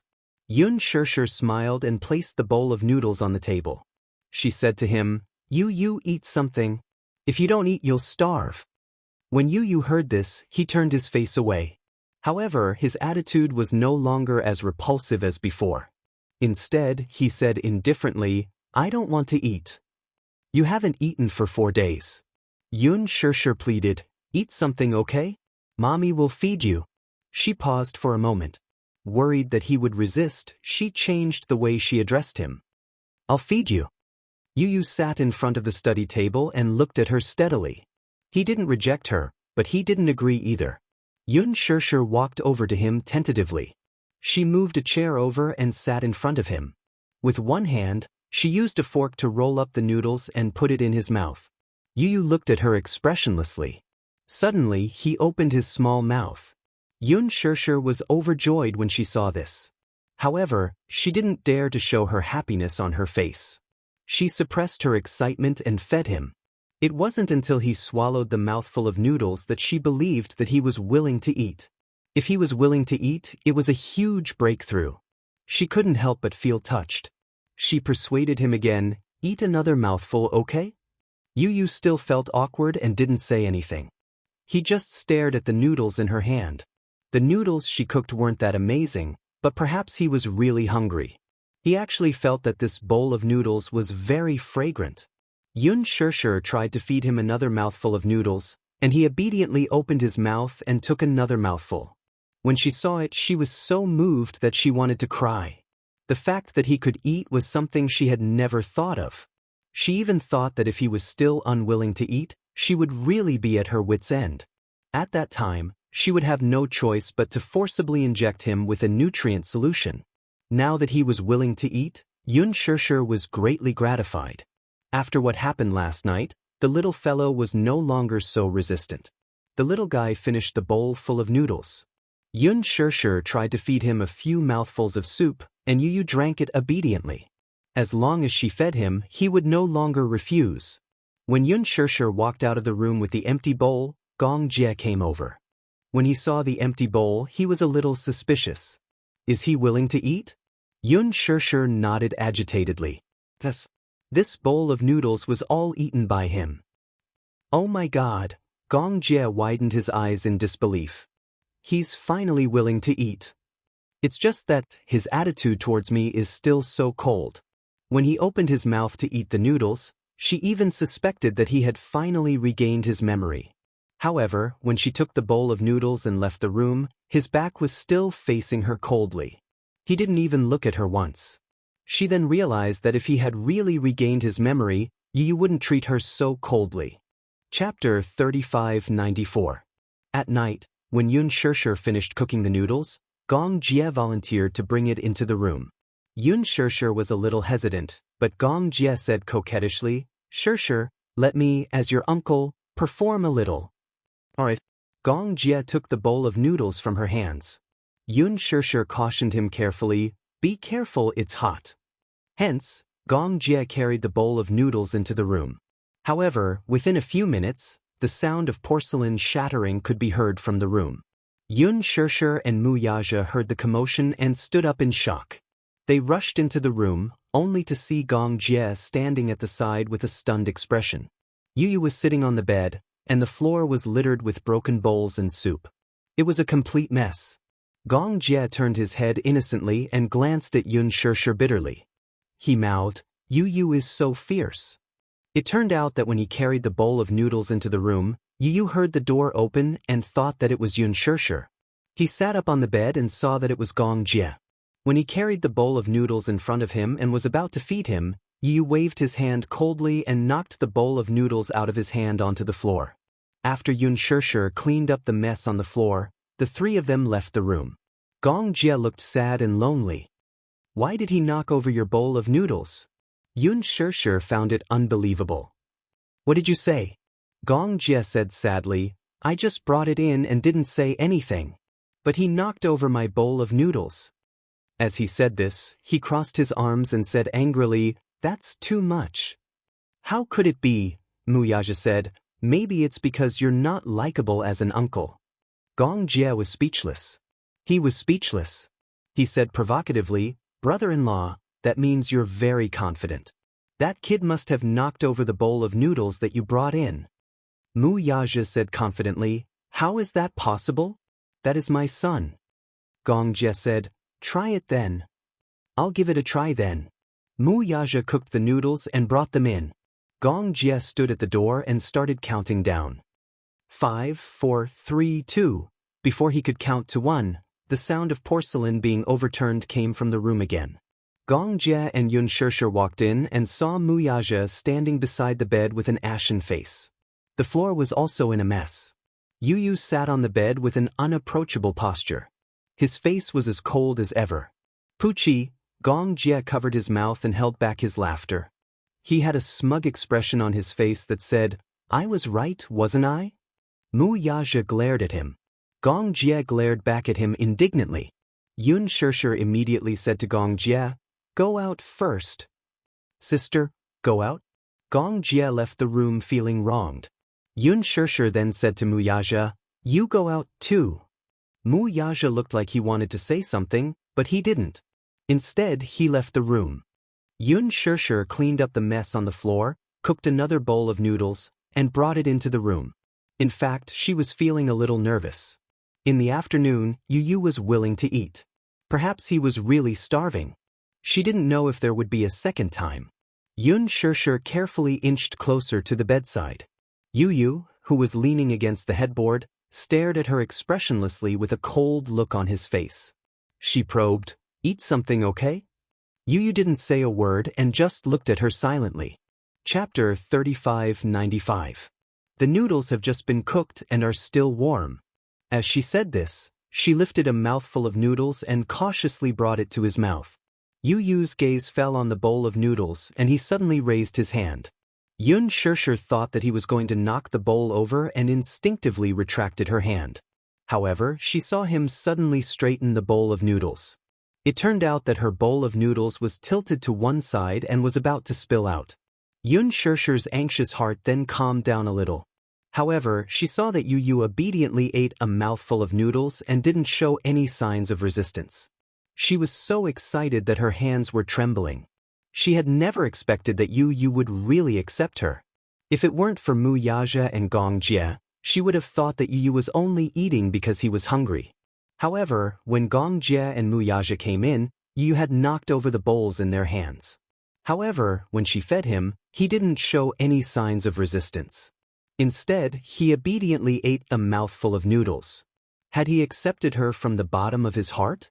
Yun Shirshir was greatly encouraged. Even though he still didn't say anything and still looked cold, he didn't even look at her. However, his willingness to eat what she fed him made Yun Shirshir's originally gloomy heart gradually brighten up. Halfway through the noodles, he lowered his head and refused to eat anymore. Yun Shirshir persuaded again, Yu, eat another mouthful. If you only eat this little, you'll be hungry at night. Yu looked at her deeply. After a long time, he finally relented and ate another mouthful. When he finished the noodles, Yun Shirshir asked him if he wanted some soup.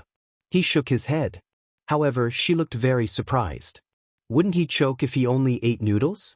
However, she was already very touched when he finished the noodles, so she didn't ask for more. When she was about to clear the bowl, she asked, "Is it good?" Initially, she thought that he would remain silent like before. However, Yu suddenly opened his mouth and said coldly, "It tastes awful." Yun Shirshir was shocked. She picked up the bowl and drank a mouthful of soup. It was so salty that she frowned. So salty? How could he eat it? Yun Shirshir felt a little guilty. It took a lot of willpower for him to finish all the noodles that tasted so bad. She could not help but laugh.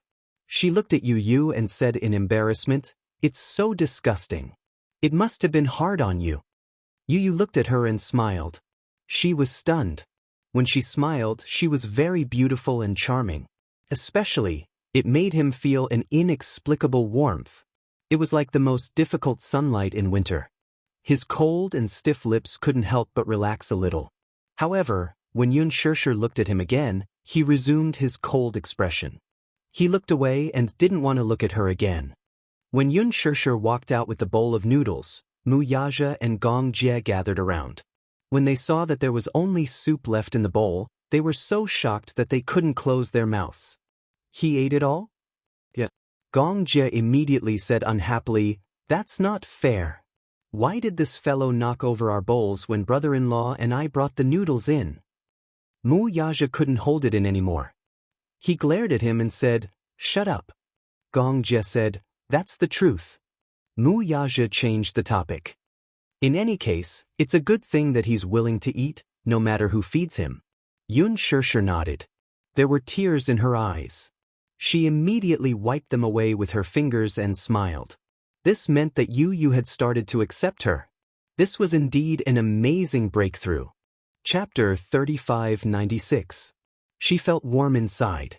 She had accidentally spilled a lot of salt when she was cooking the noodles. Even so, he still finished all the noodles. As she thought of this, she felt both guilty and warm at the same time. Yun Shirshir carried the new clothes into the room. Yu was already lying down. When he saw her enter, he turned around and looked at her warily. He slowly sat up on the bed. Yun Shirshir smiled and said, "Let me help you bathe, okay?" Yu narrowed his eyes and frowned, but he still didn't say a word. Since he didn't say anything, Yun Shirshir took it as a silent agreement. She walked to the bed and reached out to carry him. However, Yu shrunk his shoulders and tried to avoid her. Yun Shirshir picked him up at once. They hadn't seen each other for more than a year. He had grown taller and heavier than before. Carrying him was starting to take some effort. Yu instinctively wrapped his arms around her neck and looked angry. "What are you doing?" "I'm carrying you to the bathroom." Yun Shirshir pretended to sniff his body and said teasingly, "How many days has it been since you last bathed? Don't you feel that you stink?" Yu's face turned strangely red. Yun Shirshir continued, "I remember that you have a serious obsession with cleanliness. You'll go crazy if you don't bathe for a day." Now, you don't care about cleanliness that much? Yu flew into a rage out of humiliation. He glared at her and said, "Shut up. Let go."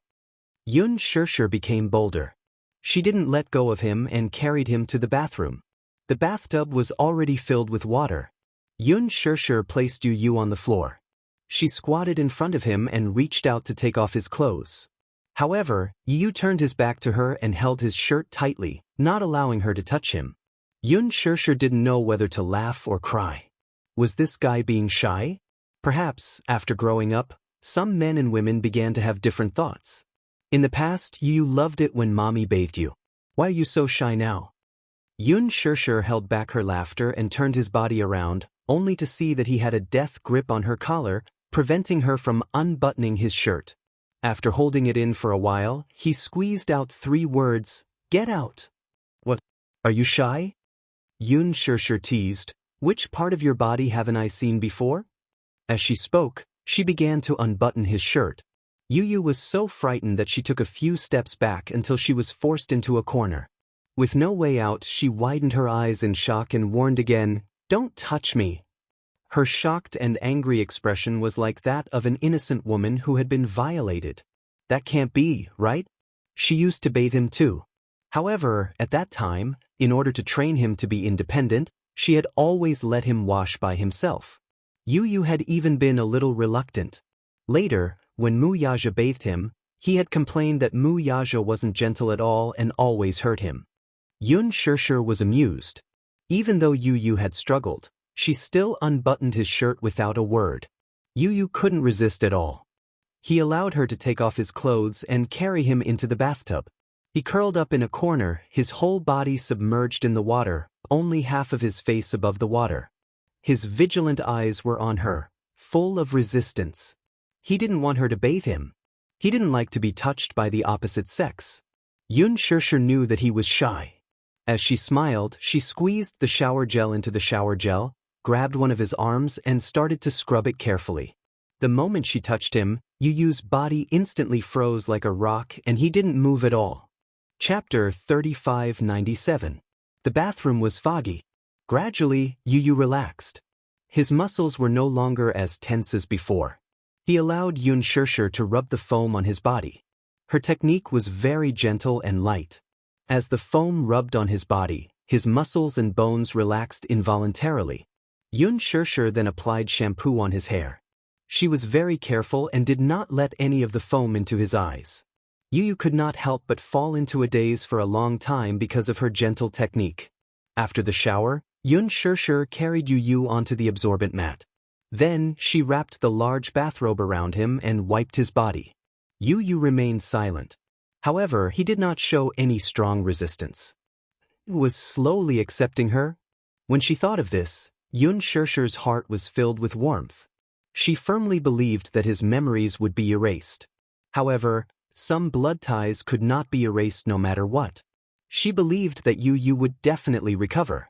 Yun Shirshir carried Yu into the room. However, she was not in a hurry to leave. Instead, she took out a thick stack of fairy tale books from the bedside table. In the past, Yu loved it when she read him bedtime stories. When he was not around, these fairy tale books were secretly kept by Xiao Yichen. Yun Shirshir thought that these books had been thrown away. She was sad for a long time. Then, she went to the bookstore and bought many more fairy tale books. She placed them on the bedside table in Yu's room. Every time a new fairy tale book was released, she would buy all of them. Yu looked at the fairy tale books in her hands strangely. His gaze was filled with doubt. "You don't remember? In the past, you loved it when mommy read you fairy tales." Yun Shirshir flipped to a page. The first story was Andersen's fairy tale, The Daughter of the Sea. Her fingertips gently ran over the words. For a moment, she was filled with emotions. This was also the first fairy tale that she read for Yu. At that time, Yu was still young. She didn't really understand the story. After she read it a few more times, she finally understood that it was a tragic story. Yu lay down on the bed, and Yun Shirshir tucked him in. Daughter of the Sea. Have you heard of it? Yu blinked but did not say anything. Yun Shirshir said again, You must not remember. I'll read it again, okay? Yu Yu slowly closed her eyes. Yun Shirshir held the book and began to read softly. In the depths of the vast ocean, there is a kingdom of fish.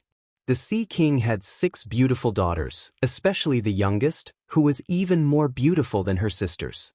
She was kind, pure, and had a beautiful voice. They lived freely and without worries in the sea. Sometimes, their grandmother would tell them some novel stories on the sea.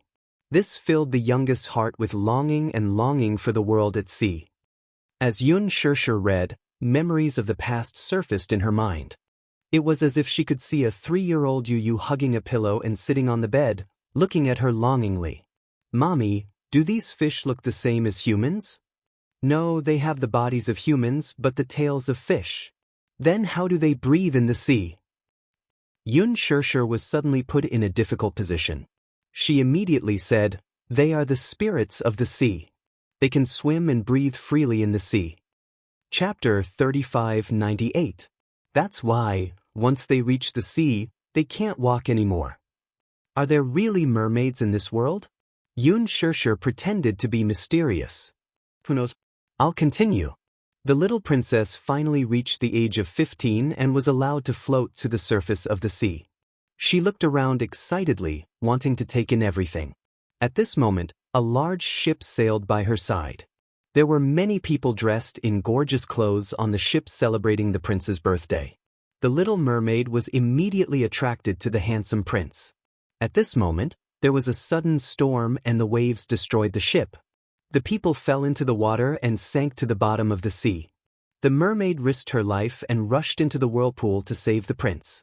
She gently kissed the prince's forehead and hid in the water, silently waiting for someone to save him. At this moment, a young lady found the prince. She called some people and saved the prince. When the story reached the part where the little mermaid wanted to turn her fishtail into legs, she found a witch and drank a magic potion. However, it was extremely painful to turn into human legs. Every step she took, she had to endure great pain. Yu Yu's heart clenched. He hugged Yun Shirshir's arm and said sadly, "Will the little mermaid die?" She smiled. "No, I won't." "That's good." Yu Yu was relieved again. The story continued. The witch told him that if the prince forgot his parents because of love and married the little mermaid, she would obtain an immortal soul. However, if the prince married another lady, the little mermaid would die the morning before the wedding and turn into foam in the sea. The little mermaid's face was pale, but she was not afraid. As a reward, the witch cut off her tongue and took away her beautiful voice. She could no longer speak. Late at night, the little mermaid left her family and left heartbroken. When she came to the sea, she drank the potion but fainted because of the pain. When she woke up, the prince asked her questions. She could not answer because she was mute. However, she endured the pain and danced for the prince. When Yu Yu heard this, he frowned and looked very distressed. As the story went on, Yu stopped talking. Especially when she heard that the prince didn't know that it was the little mermaid who saved her. He wanted to marry the princess and invited the little mermaid to dance for them. On the night before the wedding, the sisters floated to the surface of the sea. It turned out that in order to save their sister, they cut off their hair and gave them a sharp knife. As long as the little mermaid pierced the prince's chest, she could return to the sea. This was his last chance. His memories overlapped with the scene before him. Yun Shirshir looked at Yu Yu, who was lying on the bed. Everything had changed. He lay on the bed with his eyes closed, but no one knew if he was asleep or awake. Yun Shirshir gently stroked his forehead, closed the book, and was about to leave. When she got up, Little Bun suddenly opened his eyes and asked coldly, "Did she kill that prince?" Yun Shirshir was stunned and turned around. Under the moonlight, Yu Yu slowly sat up from the bed. Her cold eyes revealed a hint of curiosity. Did she use that knife to kill that prince? Yun Shirshir shook her head. No. No. Yu Yu said doubtfully, if she didn't kill that prince, she would have turned into foam. Chapter 3599. Yun Shirshir returned to the bedside and caressed his cheek gently. At night, she came to the prince's room and gave him a kiss. As she spoke, she bent down and kissed Yu Yu gently on his forehead. Yu Yu was stunned and his eyes widened in shock. She didn't kill the prince because she didn't have her tail and couldn't return to the sea.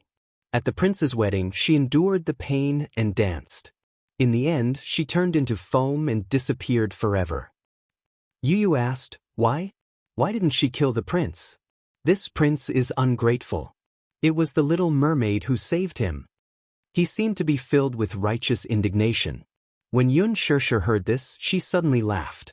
Yu Yu had already immersed himself in this story and his emotions. Just like in the past, when he heard this story, Yu Yu clenched his fists and asked sadly, if it were me, I would definitely kill the prince and return to the sea to be with my family. Because the little mermaid loves the prince very much. Even if she had to sacrifice herself, she wouldn't be willing to hurt the prince. Yu Yu sneered. If it were me, I wouldn't sacrifice myself for someone who doesn't love me.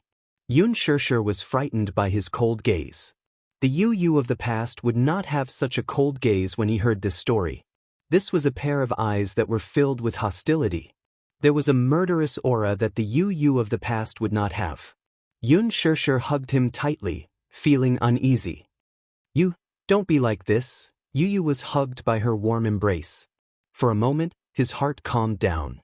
Not everything can be solved by killing. Xianxia said again, you weren't like this in the past. Yu Yu suddenly pushed her away and said expressionlessly, in this world, the weak are prey to the strong. Only by becoming strong enough can one's own interests not be infringed upon. Xianxia was stunned. She suddenly remembered what Yu Yu had said to her in the past. Only by becoming stronger can you protect the people you want to protect. Mommy, I want to protect you, so I must become strong. That way no one can hurt you. Yu Yu, why do you want to become stronger now? Yu Yu could not help but stare blankly. This question stumped him. That was right. What was he doing now? What was the purpose of him becoming so powerful? Yu Yu's gaze suddenly fell on her hand. In the past, Yu Yu wanted to become stronger because he wanted to protect Xianxia. But now, he had lost his goal and didn't know where to go. He said in a daze, only by being strong can one not be reduced to being dominated by others.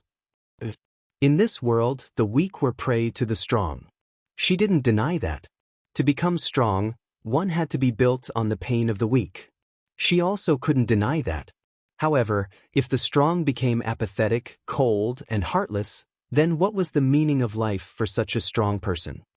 I'm tired. Yu Yu turned away and did not look at her. I want to sleep.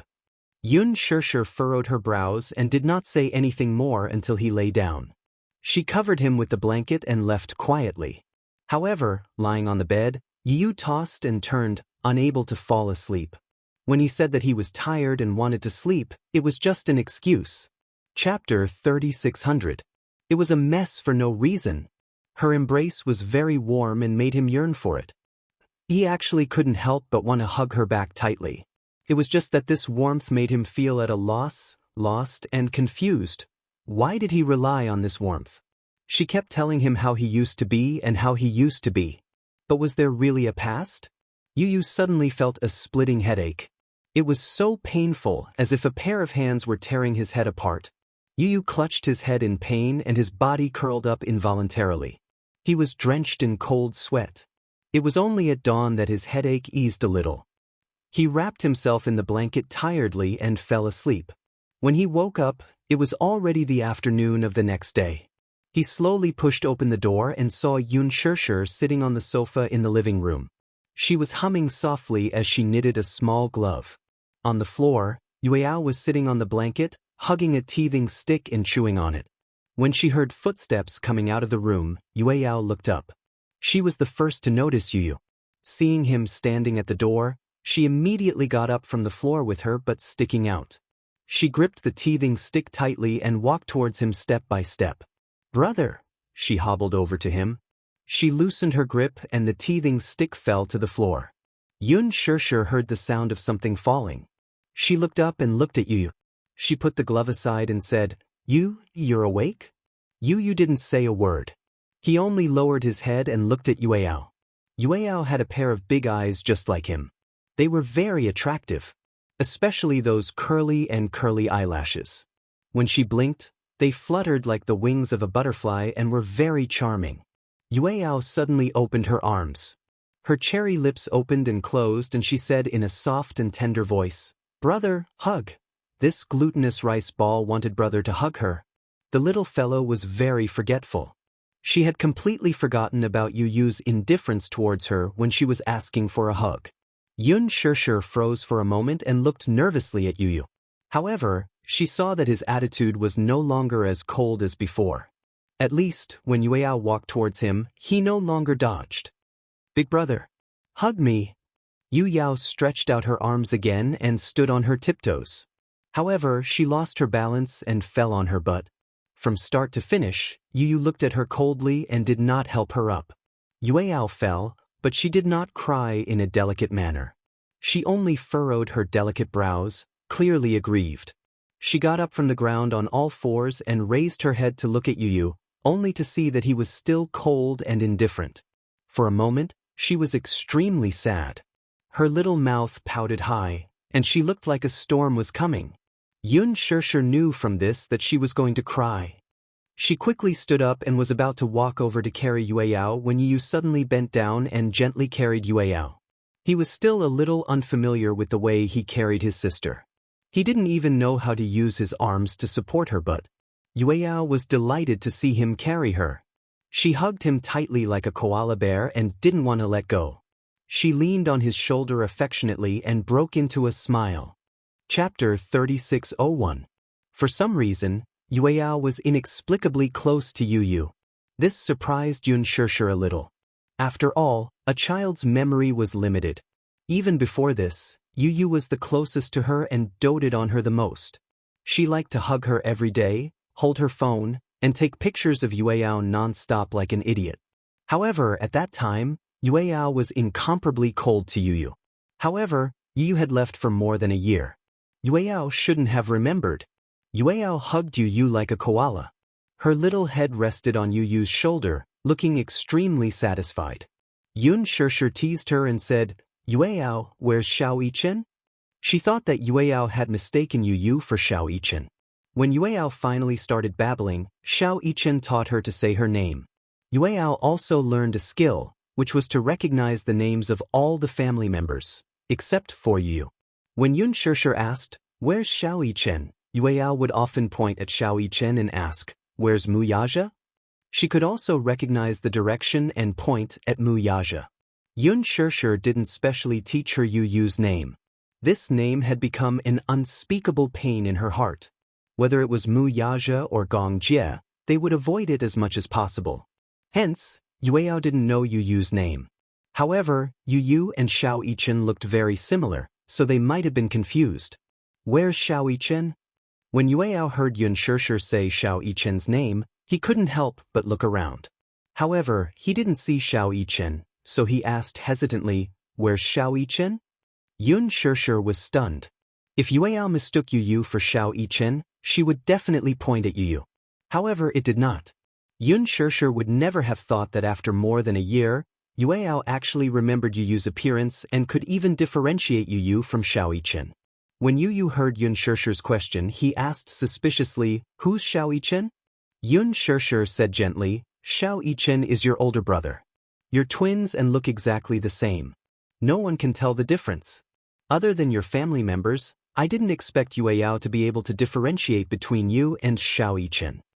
After a pause, Yun Shirshir said sadly, "After all, when Yueyao was not even a year old, you got into trouble." When Yu Yu heard this, his thoughts were a little confused. "I have an older brother?" Yu Yu looked a little surprised. Yun Shirshir immediately took out a photo. It was a family photo and she showed it to Yu Yu. Yu Yu looked at the photo. It was a family photo. Yun Shirshir was sitting with Yueyao in her arms. Two children who looked exactly like him were standing on both sides. It was sunset. Of the two children, one had a gentle smile while the other had a sunny smile. Their eyebrows and eyes were exactly the same, except for a slight difference in height. Even he could not tell which child was his own. This was the first time he saw a family photo like this after he returned to the Mu family. At first glance, it was a huge shock. Yun Shirshir had always said that he was her son and her baby. Yu Yu had always been suspicious. The reason why he was not so resistant and close to her now was not because he believed that he was her son. It was because he did not know why he was not so resistant and close to her. However, when he saw this photo, Yu could not help but wonder if what she said was true. Was he really her family? Was that possible? Chapter 3602. Alice had instilled memories in him. He was the son of the Gong family and had always been in poor health, so he had been receiving physiotherapy on Ashland Island. He didn't know who his mother was, nor did he know who his siblings were. He only knew that he had an uncle called Gong Jie. However, even Gong Jie told him that his real name was not Mu Yaja. His real name was Yun Tianyu, and he was the son of Mu Yaja and Yun Shishir. He could not digest this information for a while. It was complete nonsense. He had been in the Gong family all this time and did not have any memories of Mu Yaja, Yun Shishir, and even Xiao Yichen. It was just that the photo made his thoughts chaotic for a moment. Yu lowered his head to look at Yueyao, who was in his arms. Yueyao also looked up at him. Seeing him staring at him, the little guy reached out his soft hands and gently patted his face. It was so fun. Yu did not find it annoying. Her scratches did not hurt much, and her nails were neatly trimmed. Hence, when she pinched herself, it did not hurt or itch. Yu was no longer as resistant to this child as before. He avoided her as if she were a snake or a scorpion. This change made Yun Shishir feel relieved. Did he quickly improve on the day he regained his memories? During dinner, Yun Shishir personally cooked. When Gong Jie and Mu Yaja returned, the dishes were already on the table. What surprised them was not that Yun Shishir cooked for the first time, but that they saw Yu sitting at the dining table with Yueyao sitting on the baby stool and playing with a toy. He lazily propped his chin on his hand and quietly watched her play with the toy. This guy actually walked out of his room. This was a miracle. After returning to the Mu family for such a long time, he had always locked himself in his room. He never came out of his room, never letting the sun out. Why did he come out now? Gong Jie and Mu Yaja looked at each other but did not show too much of a shock, lest they startled him. As usual, they sat down at the dining table. Yu did not look at them and continued to stare at Yueyao. Gong Jie had his own thoughts. Yu, this damn siscon. Why was he always staring at Yueyao? Was uncle not good looking? After being back for so many days, this brat had only glanced at him lightly when he smashed the bowl of noodles that he had brought out. He had not even looked at him directly. Gong's heart. Mu Yaja and Gong Jie stared at Yu fiercely and complained in their hearts. The two of them were not as good looking as Yueyao, right? Yun Shishir walked out with rice and saw that Gong Jie and Mu Yaja had returned. The two of them sat opposite Yu and the three of them formed a strange triangle. Her lips twitched as she placed the rice on the table. Let's eat. Yun Shishir placed the rice noodles in front of Yueyao and tied a napkin around her before sitting down beside her. They started eating. Yu was stunned and did not move his chopsticks. When they were on Ashland Island, he had always eaten alone. He was used to having a quiet dining table and had never experienced this before. There were so many people sitting around the table and eating, but he did not feel uncomfortable at all. What are you waiting for? Yun Shishir picked up a grilled chicken wing for him and said, "Eat it while it's hot." Yu picked up his chopsticks and started eating. Chapter 3603. Yu finally raised his eyes to look at him. It was just that this glance was cold and emotionless, and then, he pushed the vegetables away in disgust. He pushed them away. He had thought that he would just push them away, but unexpectedly, Yu picked up the vegetables and threw them into the small plate used for throwing the bones. Gong Jie's heart shattered with a smack. Mu Yaja muttered, "Yu doesn't like vegetables." Hence, he also picked up a drumstick and put it in his bowl. Yu didn't even look at it. He used his chopsticks and placed the drumstick on the table.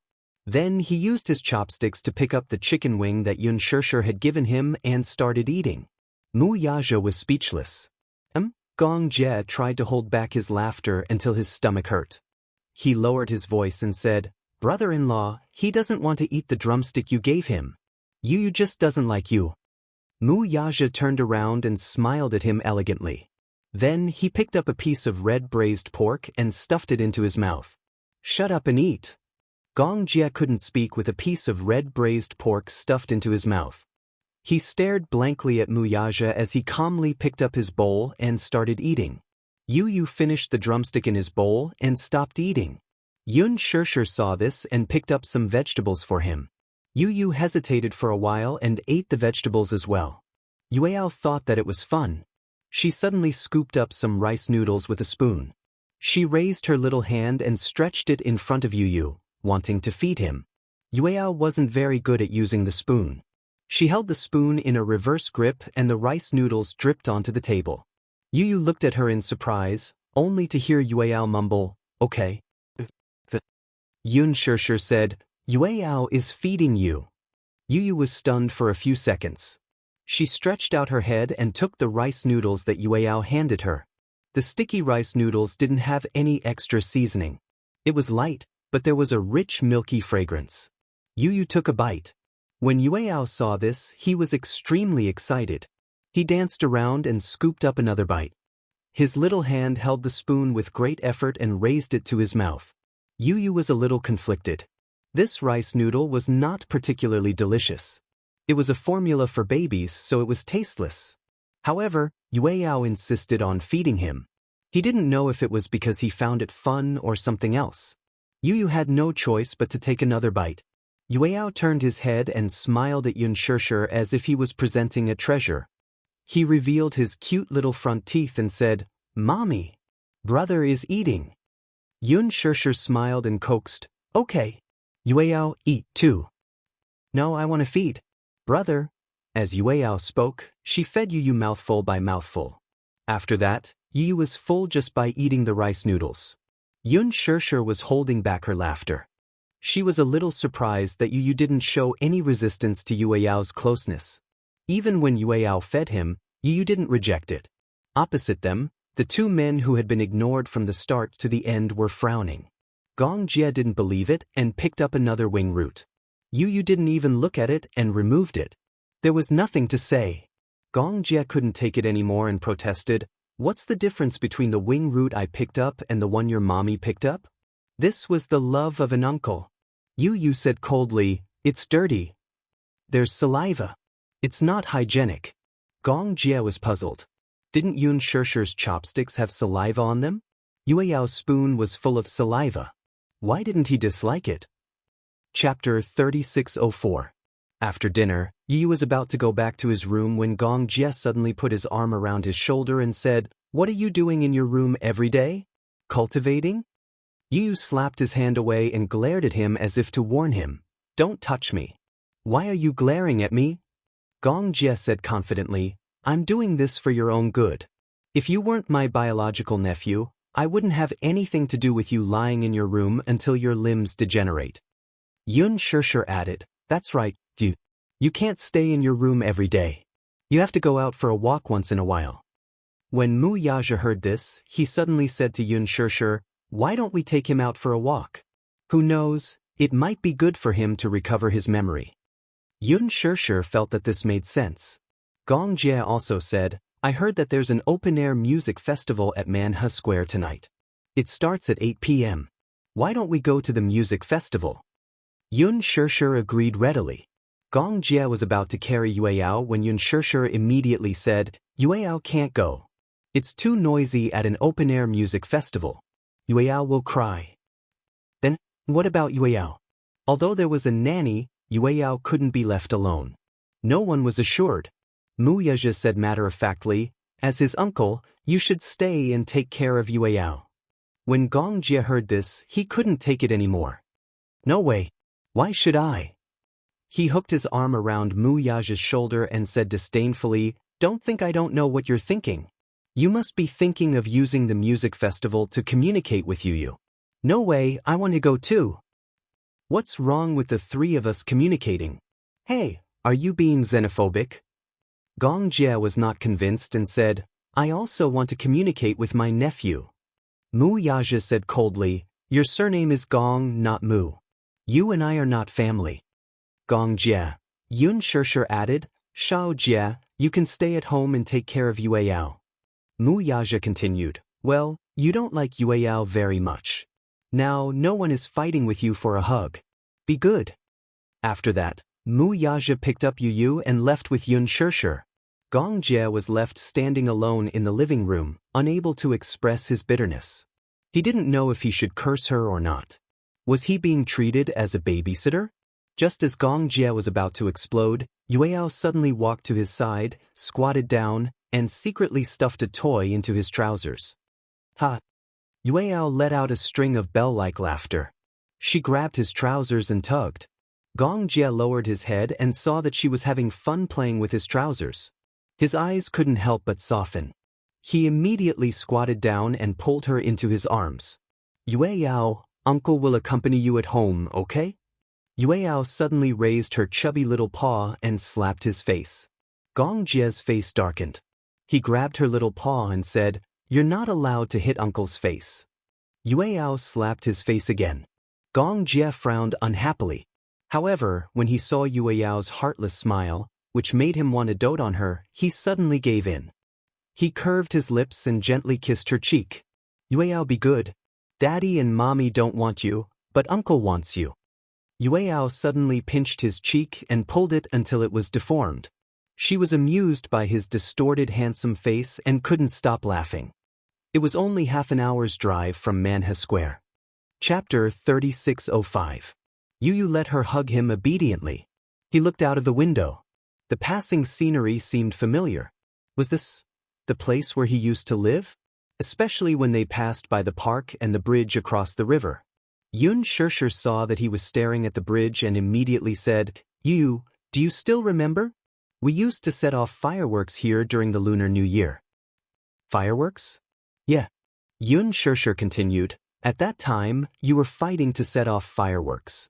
I didn't let you do it in the past, so you felt that it was a novelty and wanted to light your own fireworks. I was a little scared." Yu Yu stared at the bridge curiously. Through the window, he could see many people standing under the bridge, sitting on long benches or flying kites. The kites were luminous and many of them were bobbing in the wind. He couldn't help but be entranced by the sight. Mu Yaja steered the kite as he looked at Yu Yu through the rearview mirror. His heart was filled with emotions. Yu Yu had disappeared for a year and everyone was thinking about him. Although no one gave up easily, as time passed, the hope in their hearts gradually disappeared without a trace. However, no one dared to give up. Because if they gave up, it would mean that in their hearts, Yu Yu was really dead. At that time, the search became their motivation to persevere. When Yu Yu really came back, Mu Yaja didn't show it on his face, but in fact, he was ecstatic. His son was still alive. He had come back alive. However, as a father, he had to maintain his composure. Hence, he didn't show it on his face. However, his care and patience for Yu Yu was no less than Yun Shirshir's. Even if Yu Yu didn't acknowledge him and didn't remember him, it didn't matter. Yu Yu would always be Mu Yaja's son.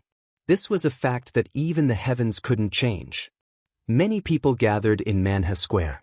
The weather was perfect for the open-air music festival. There was no rain. Everyone gathered in the square. At a glance, the square was filled with people. Among the crowd, there were people constantly waving their light sticks, forming a sea of stars. There were too many people, probably in the tens of thousands. With so many people, it was too dangerous. If there was any commotion, a stampede could easily occur. Yun Shirshir was a little worried. She had always had a lot of concerns. After all, women were more meticulous. Moreover, there were many reports on the news that said that in crowded places, if it wasn't a stampede, it was a crush, or it was a fall and bruise. With so many people around, it was inevitable. Therefore, she hugged Yu Yu even tighter. "Why are there so many people?" Yun Shirshir muttered and looked around. They had arrived relatively early, but because they arrived early, the crowd had blocked the only exit. For a moment, they could not advance or retreat. People kept pushing and shoving, trying to get to the front, the closest place to the stage. There were too many people. If she had known that there would be so many people, Yun Shirshir wouldn't have come. However, since she was already here, she might as well make the best of it. Yun Shirshir hugged Yu Yu. Even so, it was still difficult for Yu Yu to see the stage. However, he wasn't interested. He didn't like places with too many people, and he didn't like places that were too noisy. It was irritating. It was tiring. Chapter 3606. Xianxia, however, said, "No, it's too dangerous. There are so many people squeezing around. If you accidentally fall, you might hit your head." Wuxia felt that it made sense. Hence, he took Yu from Xianxia's arms, worried that she would be too tired to carry him. Yu was initially a little resistant in his arms and struggled a little. Wuxia said to him, "You're so heavy. Mommy's arms will get tired if I carry you all the time. Let Daddy carry you for a while, okay?" When Yu heard this, he didn't show any signs of resistance. He just turned his face away and refused to look at him. Obviously, he didn't appreciate it. However, he didn't refuse or resist again. Wuxia was already satisfied. On the stage, the band went on stage one after another to perform the songs. The atmosphere was instantly ignited. Everyone waved the light sticks in their hands and immersed themselves in the moving music. Yu was tone-deaf and wasn't particularly interested in music. However, when the third song started playing, it was an English song that strangely captured his attention. Immenherikani see my am here. Can anyone see mekananibody help? Can anyone help me? Immen here a prisoner of a story. I am here, a sinner of history. Kenio heramical? Can you hear me yelling? Arguing to Jetmano, will you take me away immediately? I've been waiting for you to rescue me. You must come and save me. Immen hearing calling a beauty I'm here. I'm shouting loudly, but no one can hear me. Can anybody help? Can anyone help me? I'm hysterical until I break down. I'm lost in the cage. Tell me there's still hope. Is there anyone outside listening? This was an English song. The meaning of the lyrics was about a lost person, trapped in the sad memories of the past, waiting to be redeemed and saved. However, this song actually made Yu feel an indescribable sadness in his heart. He gently closed his eyes. In the darkness, he could vaguely see a cage in the darkness where there was no light. A child who looked exactly like him was holding on to the cage tightly and shouting something. But he couldn't hear anything. He couldn't hear anything at all. In his ears, there was only the sound of music and the noise of people buzzing. The youth in the cage seemed to have seen him. He shook the iron bars and shouted crazily, "Let me out of here!" Yu furrowed his brows and was a little puzzled. "For you, let me out. I don't want to be here." The youth gripped the iron bars tightly and looked desperate. "I don't want to be here alone. Don't lock me up here alone." Between the iron bars, the youth's delicate face was pale. "Mommy, Daddy, can you hear me? Mommy." Yu. A series of urgent calls finally woke him up. When he woke up again, he was in Wuxia's arms. He seemed to have fainted. Wuxia and Xianxia were scared out of their wits. They kept patting his face until he finally woke up. However, when he opened his eyes, a line of tears suddenly fell from the corner of his eyes. Xianxia was shocked to see his tears. Just as she was about to caress his face, she saw a helpless look on the child's face. Mommy, he called her anxiously and frowned slightly. Chapter 3607. Xianxia was so excited and happy that he had taken the initiative to call her. For a moment, she was caught off guard. Just as she was about to hug him, the child in her arms suddenly pounced on her and hugged her tightly. His little hands hugged her tighter and tighter. Mommy, Yu missed you so much." Wuxia was also stunned. Xianxia was also stunned. That familiar voice was enough to make her heart burn. Xianxia hugged him even tighter in surprise. Yu, you're back. Is that you? Yu. Gong Jie had told her about Yu's situation. Yu had dual personalities. One was the son of light, and the other was the son of darkness. One side was pure and innocent, while the other side was evil and cruel. Gong Jie said that Yu's memory had been sealed, but his first personality had been killed by his second personality. Perhaps his memory could be recovered, but the innocent and kind Yu of the past might not be able to come back. When Xianxia first heard about this, she was shocked and flustered. She didn't know anything about dual personalities, nor did she know anything about the dark side. Her Yu was so pure and innocent. How could he be so cruel and cruel? But after that, she kept reading up on all kinds of information about dissociative identity disorder and dual personalities. There had always been many conflicts in the field of dissociative identity disorder. After all, the research in this field wasn't very deep. There weren't many patients with dissociative identity disorder in the world.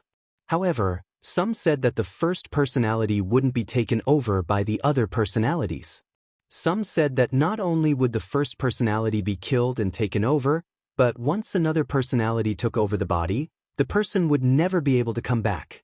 Xianxia was also mentally prepared that Yu of the past would never be able to come back. Even though Yu had changed and had become cold and reclusive, she didn't dare to ask for more if he could come back alive. As long as Yu was safe and by her side, she would do her best to take good care of him. Even if the Yu of the past couldn't come back to her side, she didn't care. But in her heart, she still hoped for a miracle to happen. Even though this process might be more difficult than carrying a child for 10 months, she wasn't afraid. She also hoped that the Yu of the past could come back to her side. "You, are you back?"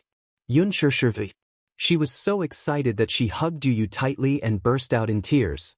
However, the crying of the child in her arms gradually stopped until it was dead silent and did not make a single sound. "Yu, Yu, Of you, Why are you crying?" Yu asked. Suddenly, he frowned and touched the corners of his eyes with his fingers. What he touched were the dried tears. What? Who was he crying to? Yu frowned strangely and wiped the tears away. Xianxia looked at him nervously and didn't move. She tried calling out to him carefully, "Yu." Yu looked at her coldly. He didn't respond or reject her. Just like before, his face was cold and emotionless. Xianxia's heart sank to the bottom of the abyss. Yu had disappeared again. Chapter 3608. How could this be? She thought that Yu was really back. She really thought that the gentle Yu from the past was back. But in the blink of an eye, he resumed his cold demeanor.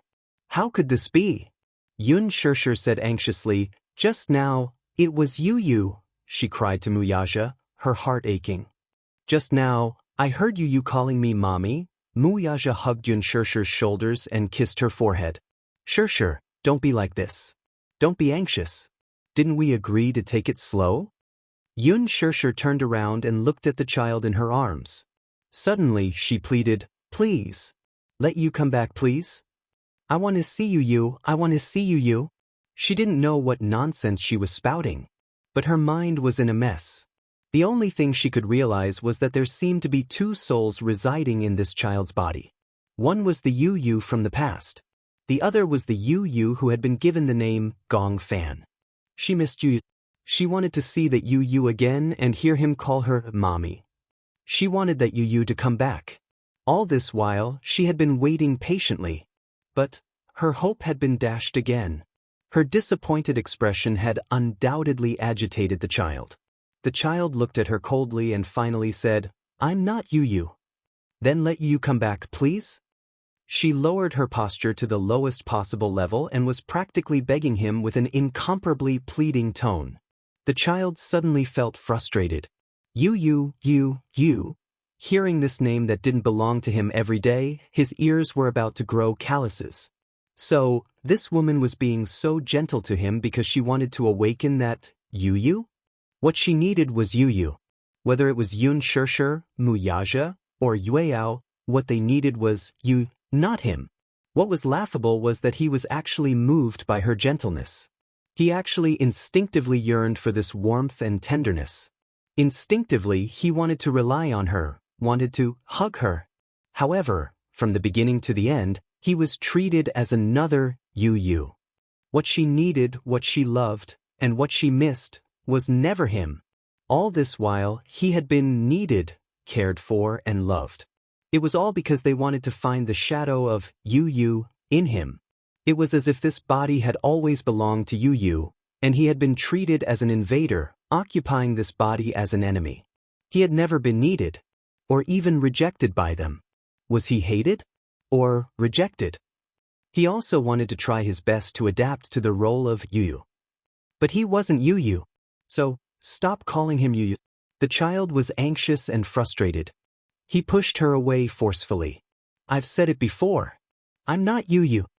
Xianxia was pushed to the ground and her eyes were filled with shock. Wuxia also looked at him in disbelief. He didn't expect him to revert back to that cold and aloof self when he had just returned to the Mu family.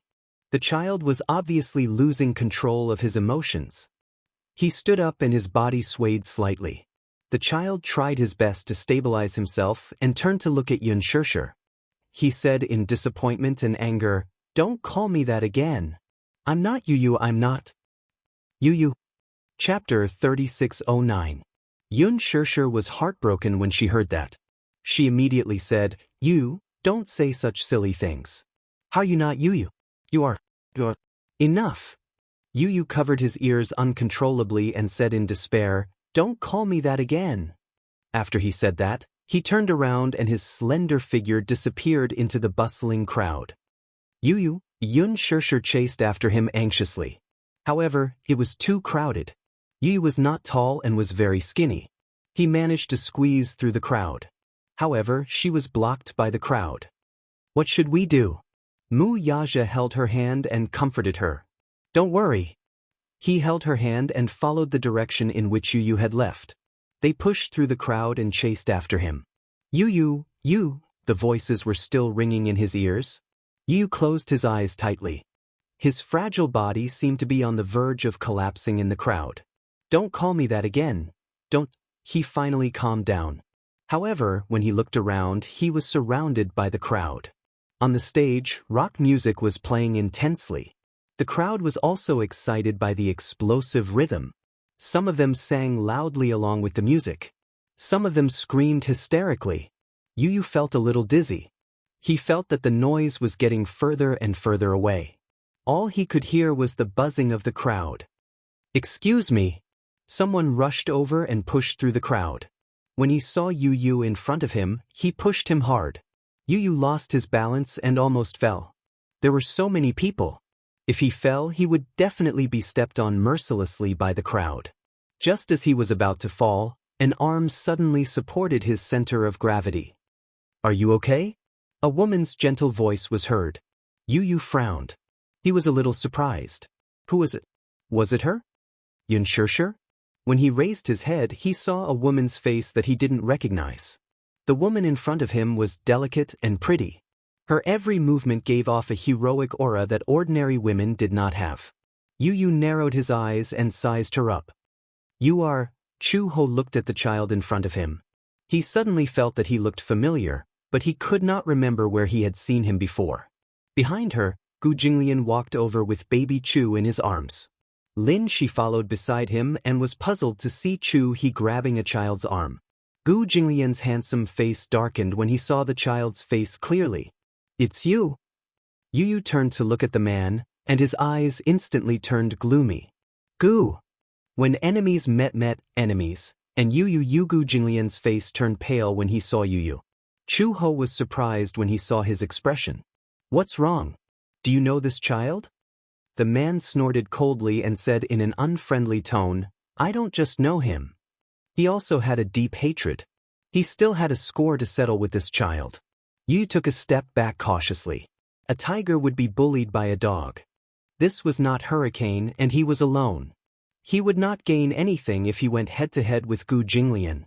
Just as he was about to leave, Gu Jinglian grabbed him by the collar and lifted him up. "Why are you running?" Chapter 3610. He's just a child. "You, child?" Gu Jinglian sneered. "He's not an ordinary child." He turned his head and fixed his gaze on Yu's face. His eyes were cold. "He's from the Gong family, Gong Fan from the Hurricane group. He's not an ordinary child." Gong Fan. Hearing this name, Chu-ho's face also showed a surprised expression. Gong Fan. That was the child who had used her and Xiaobao as a hostage to force Gu Jinglian to sign the agreement to cede Worth to him? How could he be so young? She looked so soft and squishy. She couldn't tell how vicious and merciless this child was. Yu was very calm. He narrowed his eyes and said calmly, "Gu Jinglian, I dare you to touch me." Before he could finish speaking, Gu Jinglian flicked his finger hard on the man's forehead with a loud and crisp sound. Yu felt a concussion in his head and felt dizzy for a moment. He felt that his forehead was about to be shattered by this flick of his finger. Gu Jinglian said coldly, "This is my territory in Beijing. You asked me if I dare to touch you. What do you think?" Yi was not afraid at all. He raised his leg and kicked him in his weakest spot. This move was ruthless, but Gu Jinglian had expected it and dodged in time. This child was really ruthless. Was this kick going to end his lineage? Gu Jinglian would not let him off so easily. He kicked him in the butt. Yu, who had nowhere to hide, took the full brunt of the kick. He frowned in pain, but he did not show it on his face and maintained his composure. Gu Jinglian. Before he could finish, Gu Jinglian pinched his face and pulled hard. Huh? Rumor has it that the ruthless successor of the Hurricane Group, Gong Fan, is just SOSO without those mercenaries and bodyguards. However, this little guy was weak, yet he was still so arrogant. Who was he trying to show off to? Showing off in his territory? Was he courting death? In a hotel room next to the square, a gray-haired middle-aged man sat on the windowsill with a bottle of wine in his hand. He was drunk and on the verge of collapsing. If it weren't for the guardrails outside the windows of the room, he would have lost his balance and fallen. He picked up the wine bottle and took a big gulp. When he opened his eyes again, there was a terrifying murderous intent in them. In the square, the crowd was bustling with noise. The crowd danced to the music, getting high.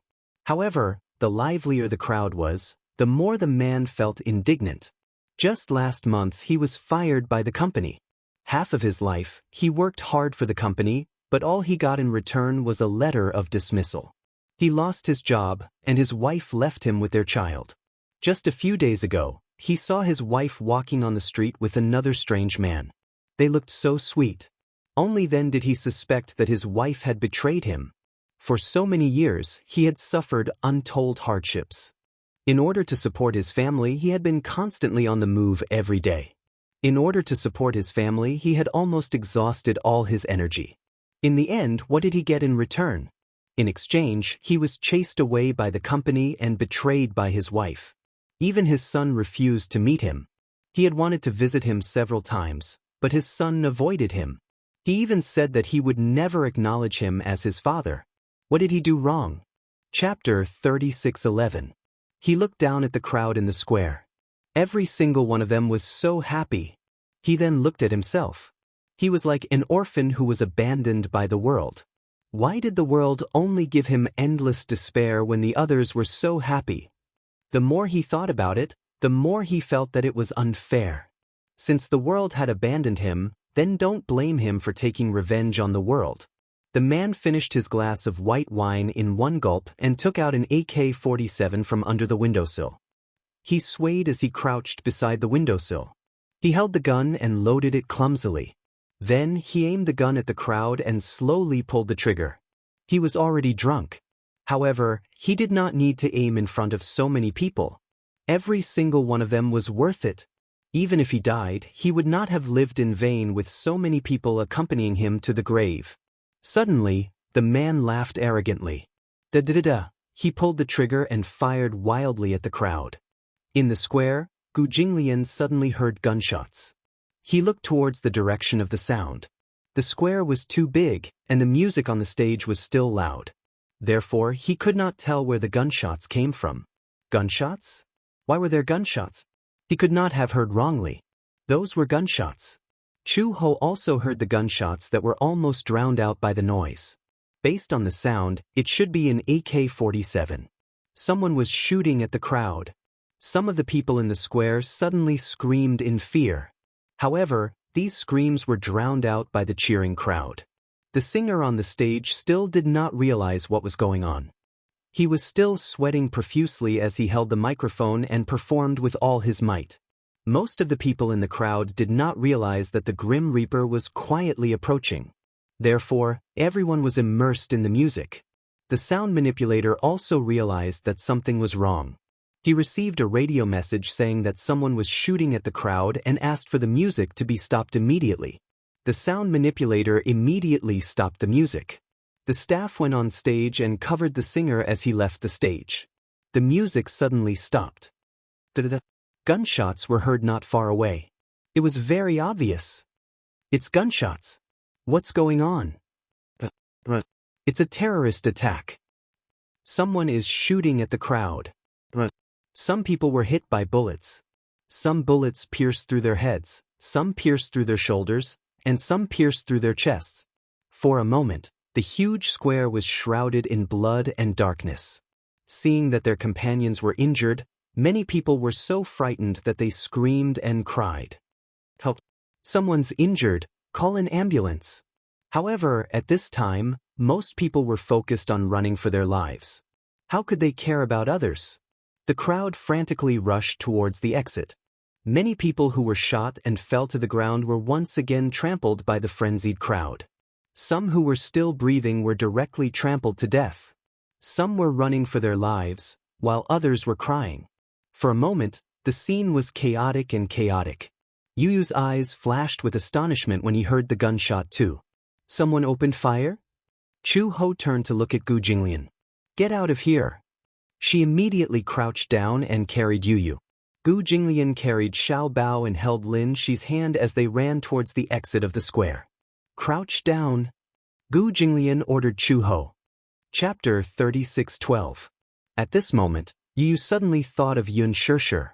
She and Muyazhe were still at the square. They were in danger. Yu Yu started to struggle. Let go of me. Gu Jinglian said angrily, Are you crazy? Do you want to die? Let go of me. Yu Yu said to Chu Ho, I want to go back.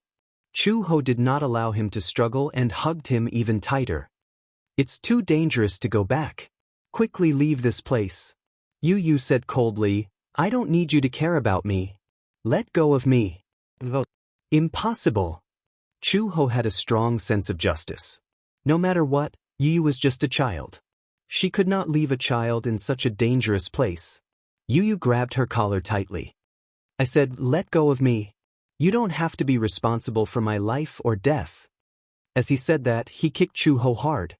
Chu Ho felt the pain and almost fell down. This was a rare opportunity. Yu Yu broke free from her grip and ran towards the crowd after regaining his senses. Chu Ho turned around in shock. She could not believe it.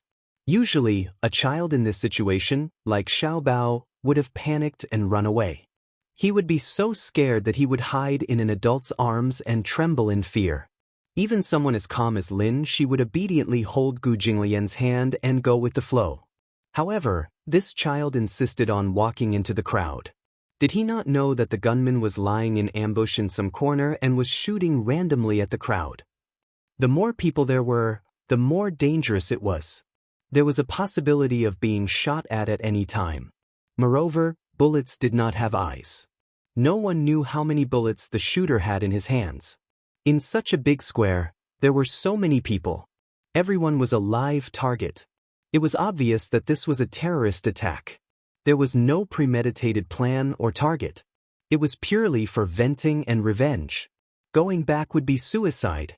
Gu Jinglian said coldly, Don't bother about him. No one could stop a person who wanted to die.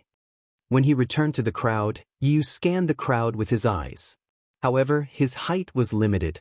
Just maintaining the center of the crowd and not being knocked down by the people running away in a panic was already exhausting. He looked around anxiously as he avoided the crowd. Just as he was about to shout, Mom, his voice stopped abruptly. In his subjective consciousness, he was unwilling to be called this name. But now, if he didn't call them that, how would he find them and meet up with them? Where are they? Are they still in the square? No way. They must be looking for him everywhere. They must still be here. Yu Yu couldn't care less anymore. She shouted at the top of her lungs, Mommy! Daddy! Where are you? He was like a small boat, desperately going against the flow of people, running towards the center of the square. Mommy! Daddy! He turned around and searched every face. Suddenly he saw a familiar figure. He rushed forward and grabbed the hem of that person's shirt. Mommy! The woman turned around, but her face was covered in blood. She pushed his hand away almost instantly and ran towards the exit, following the flow of people. It wasn't her. Then where could she be? Yu Yu was even more flustered. He continued to go against the flow of people. Mommy, mommy. Gradually, his voice sounded like he was about to cry. He looked around helplessly. The lights on the stage were off. The square was plunged into a deathly silence. Chapter 36:13. Mommy, Yu Yu kept searching in the crowd. He did not dare to look in one direction as he was afraid that he would miss something. However, just as he was looking deeper into the crowd, he heard gunshots. Not far away, the gunmen were still hiding in the dark and kept shooting at the crowd. Swoosh! Yu Yu felt the bullet graze his hair. In the next second, an endless amount of hot blood suddenly splashed onto his face. The bullet mercilessly pierced the neck of a woman beside him. The woman fell to the ground. Yu Yu was standing beside her. His warm body pressed her under him. Yu Yu was shocked. He felt the world spinning around him. He could only feel a heavy body pressing on top of him. He tried to push her away, but the woman's body gradually turned cold. When he pushed her, her head flipped over, revealing a pair of empty and withered eyes. Because it was too sudden, she was hit all of a sudden. She even maintained a panicked expression on her face as she fled. There was no sign of life. Her face was as white as a sheet of paper. Her dark eyes were like an endless abyss that could swallow him up at any time. There was a bloody hole on her neck. The bullet had penetrated her neck and there was an explosive wound. The hot blood kept flowing on his body. It was sticky, warm, and smelled fishy. Yu Yu was so scared that he could not speak. It was not that he had never seen a dead person, but he had never been so close to a corpse. He could even see from the woman's eyes how helpless, hesitant, perplexed, and uneasy she was before she died. Yu Yu struggled for a while, but due to the difference in strength, he could not push the corpse away. He was gradually out of breath. Mommy, he was extremely anxious. He was worried that Xianxia and Wuxia would meet with mishap during this time. He did not know how long the shooting would last. He also did not know how many bullets the killer hiding in the dark had. He only knew that the crowd in the square retreated like locusts and stepped on his hand from time to time. Yu Yu curled up into a ball and used all his strength to push the corpse away. He stood up shakily. Yu Yu suddenly could not hear anything in the midst of such a chaotic crowd. It was as if the line of death was stretched out in his ears. Beep, beep. He turned around and looked around again. He looked at every face that was filled with fear and uneasiness. From time to time, someone would fall and never stand up again. It was like purgatory on earth. He did not know why, but there was an inexplicable sense of guilt in his heart. She was dead. She was killed by a gunshot. Yu Yu lowered his head to look at his hands. Clenching them tightly, he dashed into the crowd again. Mommy! Yu Yu! Amidst the clamor, he suddenly heard a familiar voice. It was hysterical and almost cracked. It was her. It was Xianxia. Yu Yu was agitated. He could no longer care about his demeanor. He pushed through the crowd and shouted loudly, Mommy! Where are you? His voice was drowned out again. Perhaps his voice did not reach her ears at all. However, at least he could be sure that she was still in the square, still in the crowd. Why was she still here? Chapter 36:14. No way, she must be looking for him. He had to find her as soon as possible and get her out of here. Yu Yu shouted at the top of his lungs, Mommy! Mommy! I'm here! In the crowd, Xianxia and Wuxia were like headless flies, searching for Yu Yu's voice. Vaguely, they heard a child shouting at the top of his lungs. Xianxia immediately stopped and listened carefully. Finally, she recognized that it was Yu Yu's voice. She turned around and grabbed Wuxia's hand excitedly. She asked, Did you hear that? Wuxia nodded. Yeah, I heard it. I feel that Yu Yu is nearby. He's still at the square.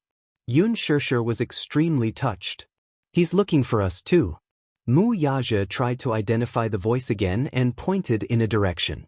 The voice is coming from there. Hurry! We have to find him quickly. It's too dangerous. The two of them kept moving through the crowd with their fingers interlocked. Xianxia kept calling Yu Yu's name. Yu Yu, Mommy is here. At the same time, Yu followed the direction of Yun Shishir's voice. In the crowd, Mu Yaja used his height advantage and finally saw Yu. He immediately squeezed through the crowd and rushed towards Yu. Yun Shishir also saw him. She chased after him and hugged Yu tightly. Yu didn't see her, and before he could react, Yun Shishir hugged him tightly. He looked up and saw that it was Yun Shishir and Mu Yaja. The huge rock in his heart was finally lifted. "You're okay?" Yun Shishir cried tears of joy. She hugged him with lingering fear. The embrace of surviving a disaster made her arms tremble. Just now, when the gunshot sounded, she immediately realized that there was danger. Mu Yaja said that someone had attacked the crowd. According to the direction of the gunshots, they vaguely came from the direction of the hotel. He guessed that someone was probably hiding in the hotel room, shooting at the crowd with a machine gun or an AK-47. Yun Shishir and Mu Yaja were worried that something might have happened to Yu, so they kept looking in the direction where Yu had run. Along the way, Yun Shishir was extremely worried. Now, the scene was chaotic. The crowd was rushing toward the exit, and gunshots were constantly heard. Among the panicked crowd, people could be seen falling to the ground and being trampled on until they spat out blood. It was not hard to see that in the midst of the pushing and shoving, some people had fallen in front of the railing, and their shoulders had been pierced by the sharp railing. It was too scary. When Yun Shishir thought that Yu might have been in such danger, she was anxious. Thank goodness. Thank God. Yu was fine. Yun Shishir hugged Yu tightly. At this moment, gunshots were heard again. She screamed in fear and covered Yu as they lay on the ground. Mu Yaja also used his body to protect the mother and son. Looking around, he saw that the crowd was retreating. This meant that the density of the crowd was decreasing, and the possibility of them being exposed to the killers was increasing. They were in danger of being shot at any time. When the gunshots stopped, Mu Yaja held Yun Shishir's arm and said, "We can't stay here for long. Let's go." As he said that, he helped the mother and son up and ran in the direction of the crowd. Chapter 36:15. He was very tall. Even if a bullet was fired at him, he would be the first to be hit. Yun Shishir and Yu would definitely be safe. It was almost instinctive for him to want to protect them from harm. Yun Shishir was in a panic and did not notice Mu Yaja's special position. Yu, on the other hand, was very sensitive and noticed it immediately. Mu Yaja was protecting them. Yu suddenly felt a strange feeling in her heart. Touched? Guilty? Mixed feelings. "Let's go this way." Mu Yaja pulled Yun Shishir's arm while Yun Shishir protected Yu. The three of them ran towards the crowd. The police sirens were heard. The police cars and ambulances were alerted and rushed over. On the other side of the square, there was a big crowd on the street facing the road. Everyone had scattered here and left the square. This was a temporary safe zone. Yu saw many people either kneeling on the ground or lying on the ground. They were hugging their heads and crying. Many of them were injured. Although the injuries were not fatal, they had lost a lot of blood. Some of them were out of danger and immediately called their family and friends to tell them that they were safe. Some of them were crying as they talked on the phone. They had not recovered from the shock of surviving a disaster. Some couples were hugging each other. Some were hugging their injured friends and crying in fear. "Help! There are injured people here. Where's the doctor? Where's the nurse? Save me." There were many children in the crowd. They were so frightened by this sudden incident that they started crying. The parents kept comforting and hugging them. Yun Shishir held Yu's hand and ran all the way here. She was exhausted. After making sure that they had arrived safely, she was so frightened that she fell to the ground. She did not have the energy to say another word. Mu Yaja also knelt on the ground. Yu looked at him and was shocked by the blood on his shoulder. Yu stared straight at him. She pointed at his shoulder and said, Your shoulder is covered in blood." When Yun Shishir heard this, she turned around and looked at Mu Yaja. She was frightened by the blood-stained sleeve on his shoulder. She threw herself at him, looking helplessly at the blood-stained sleeve on his shoulder. She asked anxiously, "What happened?" "I'm fine. Don't worry. I was probably grazed by a bullet. Earlier, when he was running all the way here, he didn't realize that he was injured. He only knew that he had to leave this dangerous area as soon as possible, so he didn't realize that he was injured. Xianxia did not know what to do, but Yu was the first to run over. He gently pushed Xianxia away and said to Wuxia, "Sit down." He was too tall. He couldn't move. Wuxia disagreed. "Don't worry. Sit down." Wuxia had no choice but to sit down. Yu pinched the ends of his sleeve and tore it open forcefully. He heaved a sigh of relief when he saw the wound.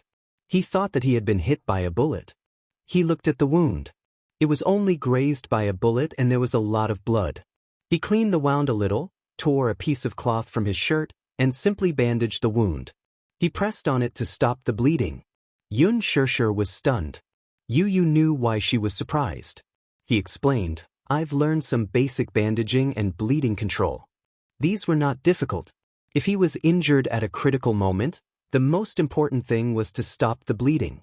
This was what Lisa had taught him. These were the most basic first aid techniques." Chapter 36:16. At first, he was not willing to learn, but Lisa forced him to learn. After all, he often went to war zones. If there was an accident, she could not be by his side to protect him. If he was injured, basic bleeding control could save his life. Wuxia saw Xianxia's worried expression and immediately comforted her. "Don't worry, it's just a simple scratch. It's nothing serious. It's good that you're okay." Xianxia sat in front of him, still in a state of shock. She wiped away her tears and heaved a sigh of relief as she finally calmed down. The police arrived quickly. With the clues provided, they immediately sneaked into the hotel and checked the rooms one by one. Finally, the attacker in a room on the 15th floor was killed on the spot. When they entered the room, everyone was shocked. The room had become an armory. There were AK-47s, machine guns, pistols, and even grenades that were not thrown out in time. It was hard to imagine how terrifying the situation would be if grenades were thrown into such a dense crowd. At that time, the number of casualties would probably increase by several times. The specific reason for the attack would have to wait until the case was filed for investigation. However, this was probably the most violent social terrorist incident in a long time. In the huge square, there were countless casualties. Preliminary estimates put the number of casualties in the hundreds. In the past, there had never been such a bad public security incident. The law in the country strictly controlled firearms. It was illegal to carry a gun. Ordinary criminals did not have such channels to get their hands on guns. This attack had never happened before. Xianxia called Gong Jie. Gong Jie handed Yueyao to the nanny and drove over. However, the square was heavily congested with traffic. All the vehicles had to make way for the police cars and ambulances. There were more than 10 ambulances that were constantly transporting the injured. Cries, sobs, and screams were still incessant. Xianxia looked at the square through the railing. From afar, she could see that the ground was in a mess. Many light sticks were scattered on the ground, drink bottles, cans, and many corpses were scattered on the ground, as well as the wailing injured. It was hard to imagine that not long ago, this place was peaceful. Music, beer, light sticks, cheers, and screams. Now it had become hell on earth. Hundreds of corpses were piled on the ground, and blood flowed like a river. Xianxia had never seen such a scene before. She still felt that this was a complete nightmare. The scene was cordoned off and maintained. Yu also stared blankly, unable to react for a long time. This accident, without the need for an official announcement, had already been defined as a bad shooting. How could this be? How could this be? The tragic cries still echoed in his ears. For the first time in her life, Yu felt that weapons could bring about such a terrifying hell. They were considered lucky. If they weren't lucky enough, it would be him, or Mommy, or Muyat. Perhaps it was one of the corpses in the square. For the first time in his life, he hated guns. This was something that could only bring death. In her mind, she suddenly recalled the words he had said in the past. "I want all the wars in this world to end because of me, and to be born because of me." But what was before them was war. However, after experiencing death for themselves, perhaps only then did they realize how terrifying death and war were. Chapter 36:17. Gong Jie finally arrived at the scene. When Yun Shishir saw him, she walked over and said to Gong Jie, "Shao Jie, your brother-in-law is injured. Hurry up and send him to the hospital." "What's going on?"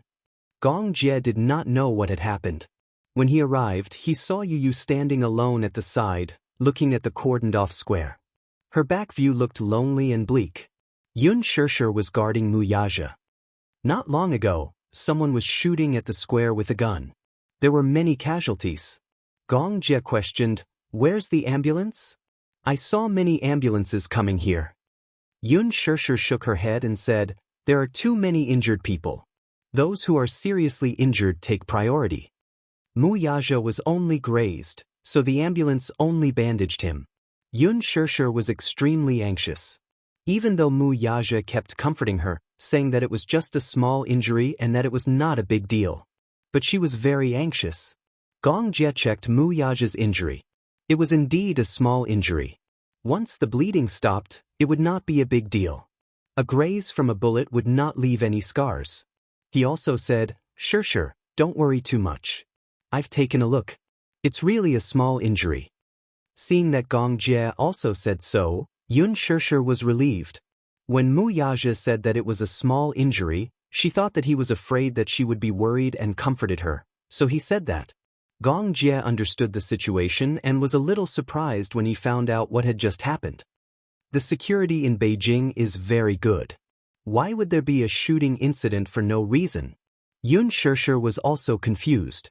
Yu suddenly turned around and said coldly, "It's probably to take revenge on society." When Gong Jie heard this, he did not say much. He only said, "Get in the car." Even if it's just a minor injury, it still needs to be treated as soon as possible. Mu Yaja nodded and stood up. He said to Gong Jie, "Don't go to the big hospital in the city center. There are a lot of injured people there. With this wound, any hospital will do." All right. The three of them got into the car, and Gong Jie drove them to a relatively remote area. They randomly found a medium-sized hospital. The way in was very congested, but the way out was much wider. The ambulance prioritized sending the injured to the nearest hospital. Therefore, the few big hospitals near the city center were all overcrowded. In comparison, although this hospital was a little out of the way, it was fortunate that there were not many people. Soon, the queue was filled. While Mu Yaja was treating his wounds, Yu bumped into Gu Jinglian again in the corridor. Who would have thought that the two of them would be so fated to be admitted to the same hospital? Gu Jinglian was not injured. The one who was injured was Lin Shi. When he was leaving with the crowd, he got a small cut on his arm by a fallen railing. He needed a few stitches. When the two of them met again, Gu Jinglian did not expect that Yu would be safe and sound. When he saw Yu running against the crowd to the center of the square, he thought that he must have been killed. Even if he could dodge the bullets, he would not be able to dodge the crowd. He was afraid that he would suddenly fall and be trampled by the crowd. There were so many injured people. Some of them were shot by the bullets, while most of them were trampled by the crowd when they fell. Some of them were not injured, but many of them were trampled to death when they fell in the crowd. When Gu Jinglian saw Yun Shishir sitting behind Yu, he immediately understood why he was in such a hurry to come back. He was looking for someone. Chapter 36:18. He did not expect the cold and heartless child to have such a soft side. Gu Jinglian was a little surprised. When Yu saw Gu Jinglian, he lowered his head and did not say anything.